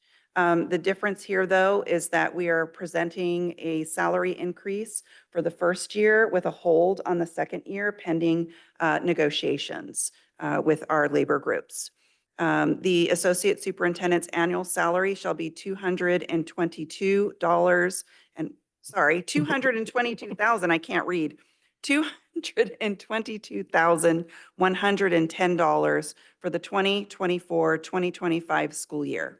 For the 25-26 school year, the associate superintendent's annual base salary shall be $222,110 with an increase by the same amount as other management positions. The annual work year for the associate superintendent shall be 225 days, excluding holidays. The contract provides the associate superintendent with the same access to health, dental, vision, and other fringe benefits as other management employees. Finally, the contract provides for $3,600 as annual reimbursement for automobile-related expenses. And I hand it back to the board. Thank you. Board, are there any questions? See none. I don't see any blue cards. Any public comment? None. It comes back to the board for further discussion and or a motion. Is there a motion on the recommendation regarding the Associate Superintendent of Business Services, CBO salary and fringe benefits? I'd like to move to approve the recommendation regarding the contract salary and fringe benefits. Second. Second? Somebody second? Who got that second? Okay, so moved by Trustee De La Cruz, seconded by Trustee Vanieri. Seeing no further discussion, let's go to the vote, please. Trustee De La Cruz. Aye. Trustee Manieri. Aye. Trustee Sheffield. Aye. Trustee McNally. Aye. Trustee De La Torre. Aye. President Medina. Aye. Thank you. And now we'll move on to item F16. This is oral recommendation regarding superintendent salary and fringe benefits. And this is for the proposed contract for Dr. Daisy Morales as superintendent beginning July 1st, 2024. And so I wanted to start off by sharing that the board conducted a very thorough and inclusive selection process with over 20 applicants and involving a community panel of about 24 diverse representatives. It ended with Dr. Daisy Morales unanimously being chosen for her qualifications, her experience, and her vision. It is important to know that there's a lot more to Dr. Morales than what has been reported in the local paper. Prior to inviting Dr. Morales for an interview, we were aware of some of the issues that have been mentioned in the local paper. I want to make sure to address that. These were addressed in the first round of interviews. After this extensive and thorough selection process, we are confident that Dr. Morales is the right leader to guide our district into the future. Dr. Morales is not only focused on academic excellence, but also on the overall well-being of our students. Under her leadership, English language arts and math scores saw significant increases, and English learners made remarkable progress while she was in Live Oak. She has successfully secured grants and partnerships to enhance educational programs such as MTSS and community schools planning grants. Initiatives like the Life Lab program were expanded for before and after school care, demonstrating her commitment to a holistic education. During her tenure at Live Oak, her schools earned multiple awards, such as the 2024 California Distinguished School at Live Oak Elementary and the 2023 State and National School to Watch for Shoreline Middle School. Dr. Morales has shown a deep commitment to engaging families and the community. She implemented the Family and Community Engagement Strategic Plan, or FACE, as they called it, which included and helped to further engage families in creating community in the schools. Her initiatives have fostered a stronger connection between the school and the community, benefiting all stakeholders. Dr. Morales brings valuable bilingual and bicultural skills to our district, where the majority of our students are Latino. Her ability to understand and connect with our diverse community is an asset that will enhance our educational environment. But it's important to be clear, this is not the only reason we selected her. Several have expressed, and we understand the concerns regarding fiscal management in her previous district. I'd like to reassure folks that Santa Rosa City Schools has a robust and experienced fiscal team led by our CBO, Lisa August. Dr. Morales will work closely with this team to maintain and strengthen our financial health. Although, like all districts throughout the state, we face significant challenges.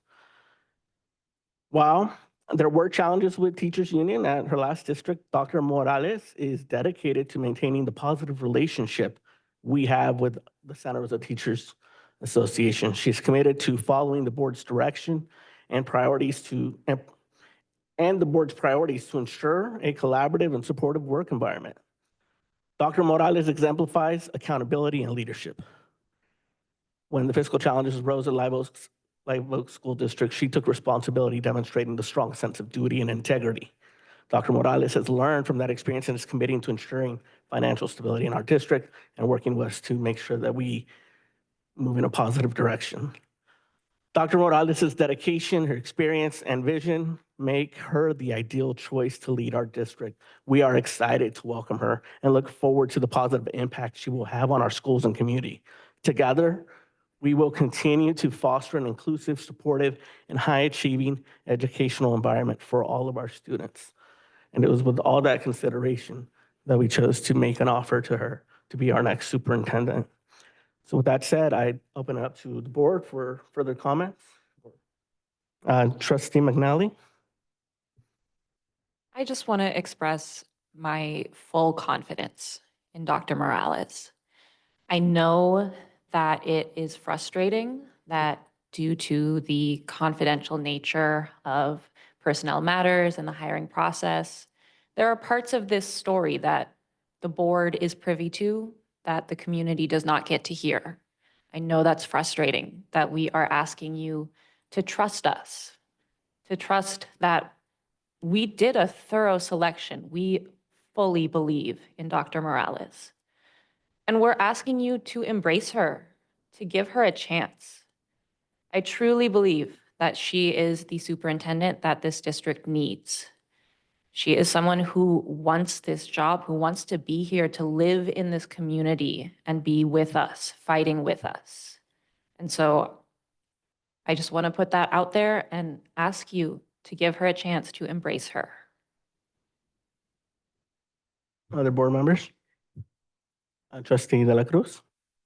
Thank you for sharing that, Roxanne. Just wanted to echo the frustrating nature of our roles sometimes to make sure that we're complying with HR requirements and privacy and the Brown Act and all that fun stuff. Can feel like we're not being transparent when really we're trying to really toe that line of legality and make sure that we share all information that is appropriate and legal to be able to share. And saying that, and echoing the strong support. We saw something in Dr. Morales that really made it clear that she is the leader and has the capacity to grow into this position, recognizing that it's a much bigger district. She's got some big shoes as well as some heels to stand into. I'm still always amazed at Anna's heels. And that wasn't really a question for us in making this decision and making this recommendation to move forward with Dr. Morales. Really excited to welcome you to our community, recognizing that we have big challenges. We have challenges to maintain a sense of civility and in community and to continue to build trust and relationships across our communities that experience very different lives every day, depending on where you live and what you do and what languages you speak and who you are. And that, you know, one of the things that Anna has done so beautifully is to really create that sense of much larger community with loving regard for those differences. And recognizing that we are much stronger when we are acting together with love and centering our students. So I really do believe that Dr. Morales is the person who is able to continue Anna's beautiful work in this regard. And she certainly has my full, complete and total support, a promise to be there to really make sure that she is successful in this work. And again, adding my voice to those of my colleagues to ask for your support and to make sure that she has a strong foundation of love in this community to be successful, to make sure that our kids are successful, and that they see us really lifting each other up as we do this very, very difficult work in this time. So thank you very much, and thank you to my colleagues for your continued words here. Thank you, Trustee La Cruz. Any other board comments before I go to public comment? Trustee La Torre. Thank you for your support. Thank you for your time. This is a very outspoken community. When they see something, they make sure it's known, and we've received the messages. We've heard and read what was on your minds. Dr. Morales was chosen for this position, and I will fully support you, Dr. Morales, and work with you to be the best superintendent you are capable of being. My vote tonight is where I am now, not where I hope to be. And that is something that I am still processing. But the job of this board is to hold all of our employees accountable. And we're not bringing somebody into this position that we feel cannot succeed and carry this district forward. And we should all be doing the best we can to hold not only each other accountable, but those that we're stewards of accountable. And that sets the best example. So I look forward to the strength and growth and opportunities and the fresh start for everybody moving forward. Thank you. Any other board comments? If not, I'll go to public comment. Okay. Again, folks, you have 2 minutes to comment on this item. First, I have Noel Tamba, followed by Jessica Lichney, followed by Scott Kincaid.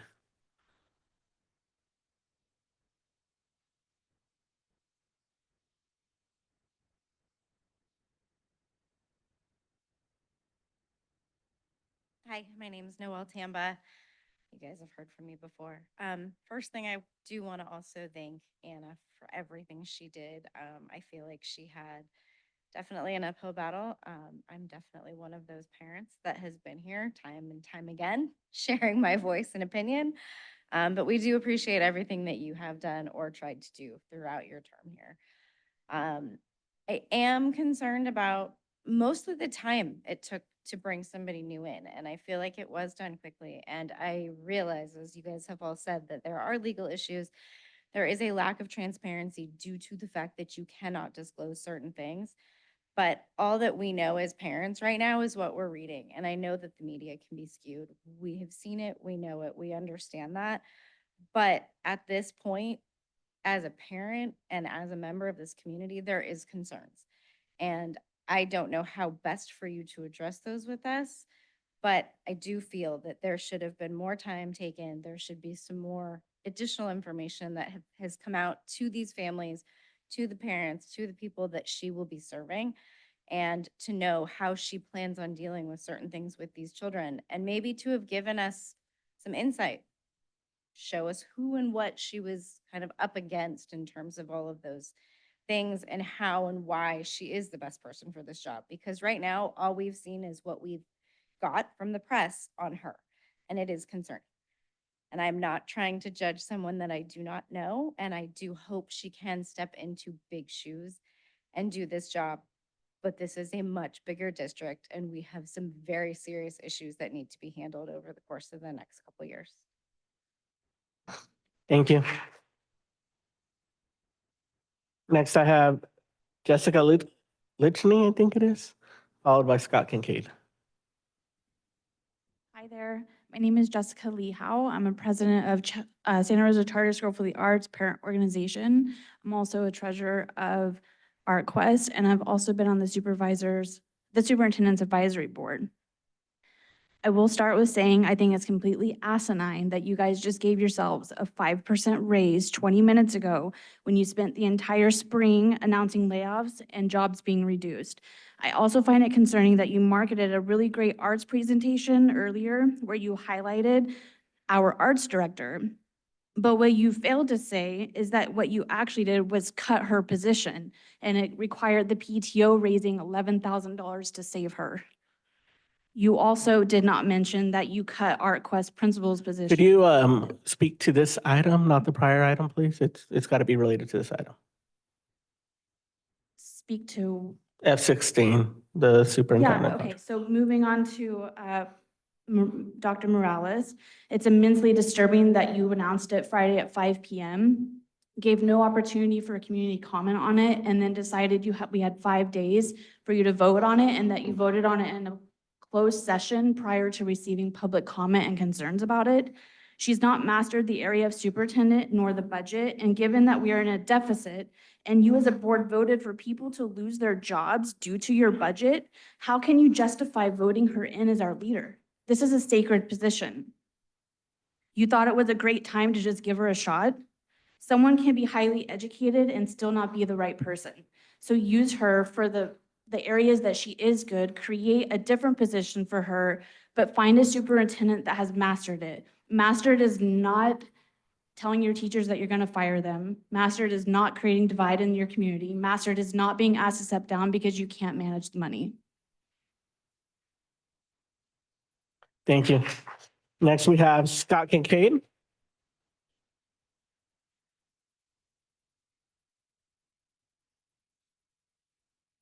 I hadn't seen anybody turn in cards, so I'm happy there's at least 2 people in this community that have concerns about the process. You just heard a presentation about, I don't know, 20 minutes ago regarding school closure sites. And there was some dialogue around, how many members should sit on that committee? And man, if we don't get that many members, what should we do? Maybe we should kick the can a little bit further to get more members on a committee. And yet you take this process of hiring a superintendent and throttle it through with 20 applications. I think 20 applications is pathetic. And you should have said, wow, this isn't a big enough pool of candidates. So let's kick the can down, reopen this thing, maybe hire a headhunting firm and get on down the road with several hundred candidates, okay?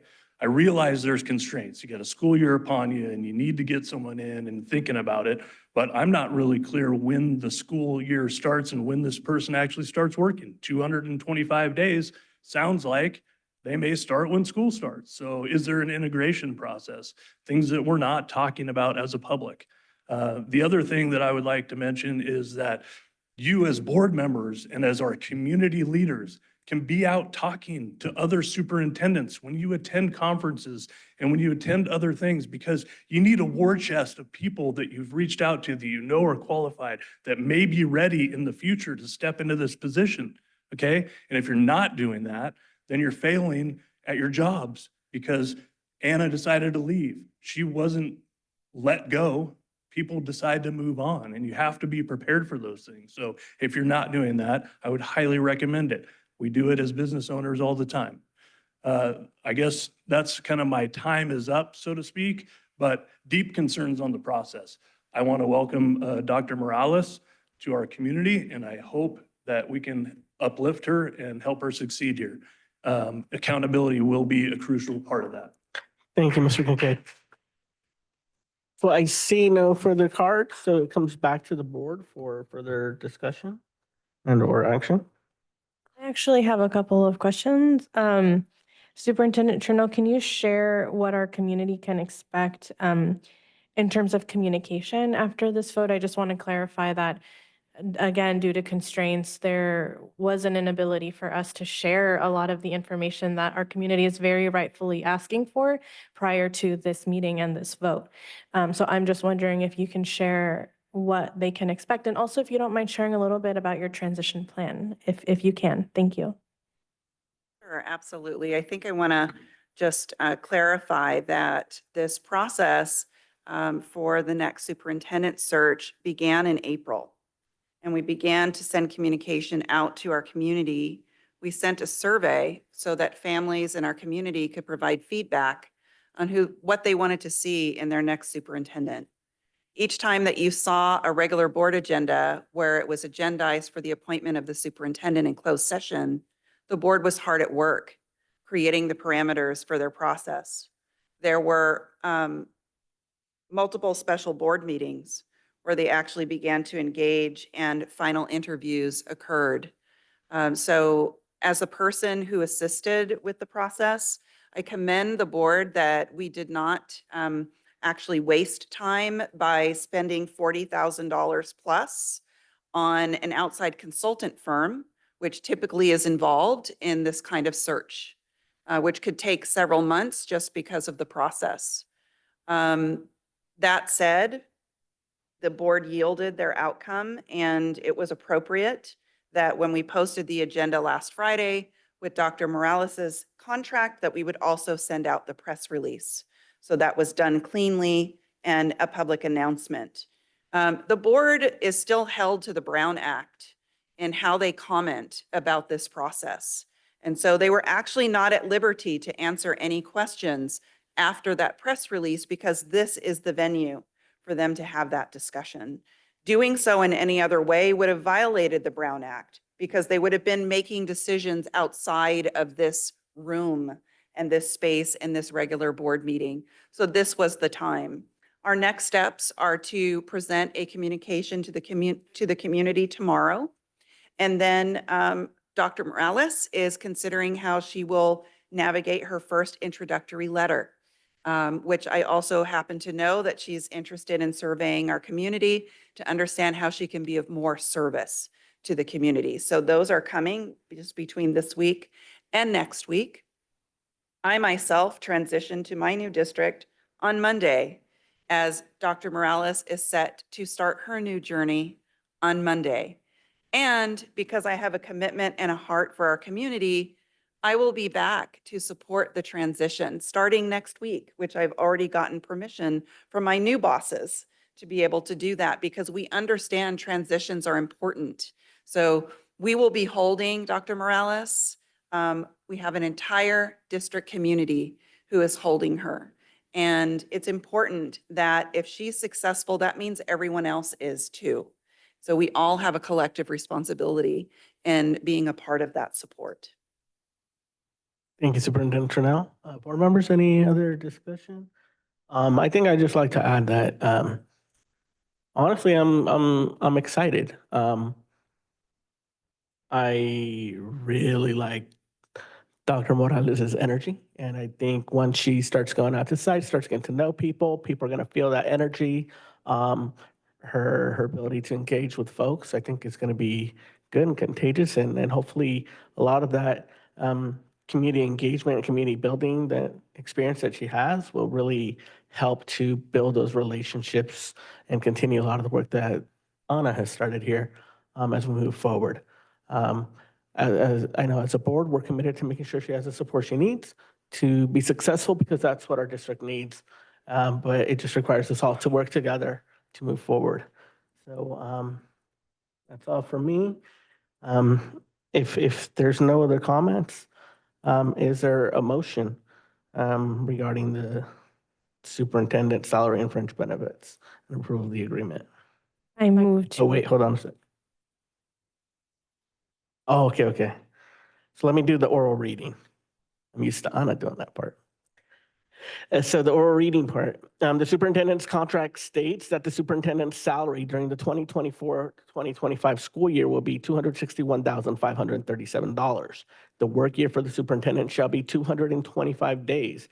The contract provides the superintendent with the same access to health, dental, vision, benefits as other certificated employees. The contract provides for $6,000 as an annual reimbursement for automobile-related expenses. Finally, the contract provides the professional dues for the Association of California School Administrators, California Association of Latino Superintendents, Administrators, and the California School Board Association, the California Association of School Business Officials, the School Superintendent Association, Association of Latino Administrators and Superintendents, and the California School Public Relations Association. I'll just add that in the agenda items, there's 2 items. One's what was originally posted, and there's an additional corrected one that just had a slight correction to a government code citation. Yeah, go ahead. Just want to highlight too that Dr. Morales was very gracious in actually adopting and accepting my current salary. So that is where she's beginning. She's not asking for a pay raise. She's not receiving one. She is accepting where I'm leaving. And I think that's really commendable. Thank you, Anna. So now it goes back to the board. Is there a motion to approve? I move to approve the employment agreement between Santa Rosa City Schools and Dr. Daisy Morales. A second. Moved by trustee La Cruz, seconded by trustee Manieri. If there's no further discussion, to the vote. Trustee Aye. De La Cruz. Aye. Trustee Manieri. Aye. Trustee Sheffield. Aye. Trustee McNally. Aye. Trustee De La Torre. No. President Medina. Aye. Okay, so we will move on. Motion carries. Now we will move on to our G items, or consent items. Is there a motion to approve items G1 through G4 and G6 through G, oh my goodness, 34? So moved. Second. Moved and seconded. To the vote, please. Trustee De La Cruz. Aye. Trustee Sheffield. Aye. Trustee McNally. Aye. Trustee De La Torre. Aye. Trustee Manieri. Aye. President Medina. Aye. Now moving on to item G5, approval of contracts. I just wanted to pull this to highlight within the contracts, there's the CCGI, the California Colleges. It's kind of a new program through the state. I don't know, Emmanuel, if you want to describe it a little bit, but in reading through it, it seemed like there's it's an awesome program for high school students to early on start engaging in career exploration that integrates with the state's systems. Well, I'll let you describe it. Good evening, everyone. So CCGI stands for the California Community Guidance Initiative. That is a legislature-funded program that's available to all students in California starting from next school year. So on Monday, all our students will receive an account on the website. They will be able to log in with our SRCS email and have access to some basic tools, as you said, for career exploration, college majors, that kind of stuff. Now, the contract is for what we call like phase 2 of the implementation, which will allow us to share with the CCGI student transcripts.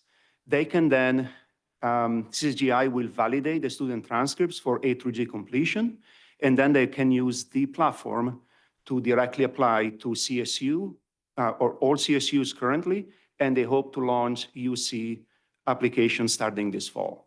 So that this contract covers this second step, which is the college application phase and A through G completion tracking. So at the same time, every time they log into the website, they will be able to see their high school transcripts. They will see which courses meet A through G, and which areas they still need to work on in order to meet the full, 15 courses to be admitted to CSU or a CUC. As a district, we're also going to receive some information from the CCGI, mostly college application data, which we can start sharing with you in a couple of years as we implement the website and students use the platform to apply. CCGI will let us know who applied, where, and then that way we can have a little bit more post-secondary data from our students. And I know that you have a lot of questions about that, and currently we don't really have much data. So that will allow us also to kind of like know how many of our students apply to college, where they apply and so on. So that is what excites me the most about this new contract. It also seemed to show that it was really easy for like counselors and staff to track where, what students have done, what they need to follow up on. But I think, did I see that there's like a parent component too? That parents could somehow participate and engage in that process? Because I think it'd be very important for parents to know. I cannot speak about the platform because I just went to a meeting at the county and it was mostly on the technical aspect of data sharing. So I cannot, I don't really know everything that's available on the platform because I have not been myself on the platform. So I can, I don't know. Thank I you. can add a little bit there. There are career exploration tools that can be used as early as middle school by students, and that community members and parents can actually work with their students and their children on those. So yes, you're right, President Medina, absolutely. Cool. I think in looking at this tool, I think it's a very powerful tool that could really benefit our students. And I think it'll be important for us to really take full advantage, really engaging with not only our students, but with our families to get them to use it. And I think seeing that it's available as early as the middle school, it really helps students, I want to say give them direction so that they can start exploring and know what they got to do to get to that place that they identify as where they want to be. And I think in terms of getting the academic results and just giving our students guidance, it's a very powerful tool that they could use. And I'm actually really excited, and I wish I could play around with it, but not yet. So I just wanted to really highlight that program. And that's why I pulled this side up. Thank you. Go ahead. A And it's question. interesting. Go ahead, Dr. Castro. Just wanted to add that I was recently at a meeting with this Sonoma County Office of Education, and they're seamlessly integrating it with work-based learning work, CTE pathways, Golden State pathways work. So it's really, there's a lot out there. There are a lot of opportunities that we're going to be able to integrate with students, like President Medina was saying, all the way starting with middle school students. So really, really exciting. I am really excited about this platform. I think it's going to remove a lot of headaches for kids and families and for counselors alike. Given that we're in the middle of the summer, are we doing any social media blasting to kids to get them to kind of like think ahead and use this summer to really prep for what it looks like to hit the ground running? Not yet. So everybody will have access to the basic website starting with the fall. It's a CCGI project that is going to take up to a semester for us to finalize the data sharing agreement and then to align our data in a way that they can intake. There are a lot of moving parts because what they expect will take the most time would be to identify which courses are A through G on our transcripts, which will require a little bit of cleanup in what is called our UC portal. Basically, our list of courses needs to match exactly what we uploaded to the website. Now, usually transcripts are reviewed by a human, and if there is a space in a course number, a human can make sense of it and say, okay, this is the same course, and I will accept that. Unfortunately, a computer can't do that. So if I have a space in a course number, that will be rejected. And so we don't want a student to log into this CGI and being told you're not A through G ready when the problem is with a space on the course number. Or maybe we use we drop a letter from our short course name that we have on a transcript. So we are working through that. We started the process of cleaning up and updating our UC doorways course list with vice principals 2 weeks ago. So we already started doing the work, but we expect that work to continue through the fall semester. So hopefully we are going to be able to launch the platform in its entirety, probably middle of next school year. I think that it's important, well, aside from the fact that it's like a state program that really integrates the UCs, the CSUs, the community colleges, but I think it's also going to save a lot of staff time because something like just getting transcripts and having them send them or upload it, now students are just able to click a button and that data will automatically transfer to that application. And so I think in terms of helping our staff with workload, I think this will be important, but I think we got to make sure that we train our staff and we get that in place well and effectively. Yes, exactly. Like I haven't applied myself to a UC or a CSU, but what I've heard is that it takes up to 40 minutes to fill out the application. And usually it's a manual upload for each application you fill out. So you need to have your transcript and then you need to type in every single course, you need to make sure that you put it in the right category.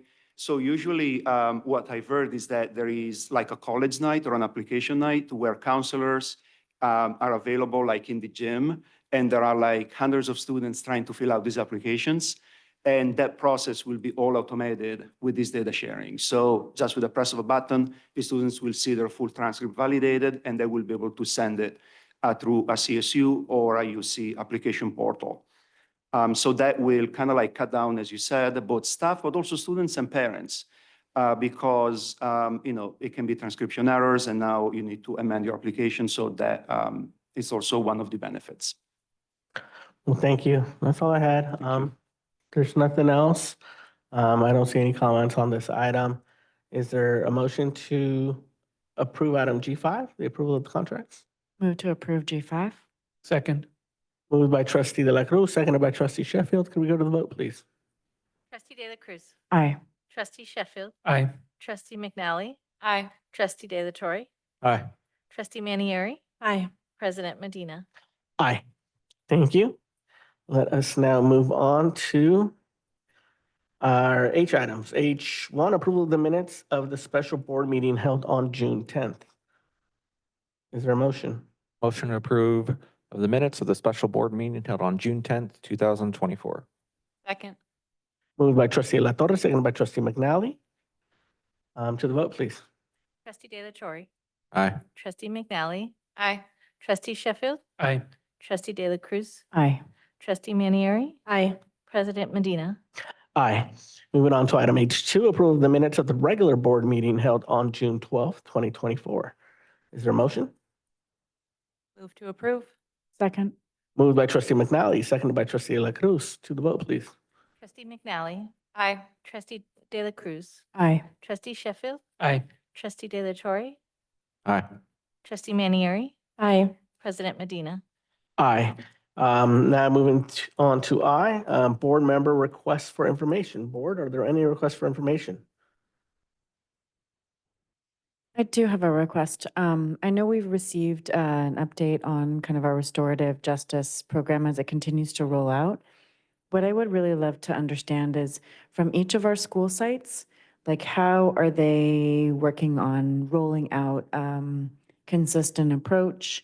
How can kind of kids understand and families understand how that process might be available to them, how to request it, so a little bit more of an educational presentation about how it works at each school sites, maybe meeting some of the restoratives and understanding some of their backgrounds. But I think that this has been such a huge investment for our district, and I would love for us to be able to celebrate it and make sure that we're using it, and that our community really understands the power and the promise of restorative justice. Thank you. Was that captured? Okay. Is there any other board member requests for information? Seeing none. Moving on, there's our information items that are attached to the agenda, including J4, the facilities projects update for people to share. With that said, anything you'd like to add before I adjourn? You want to adjourn it? Meeting adjourned.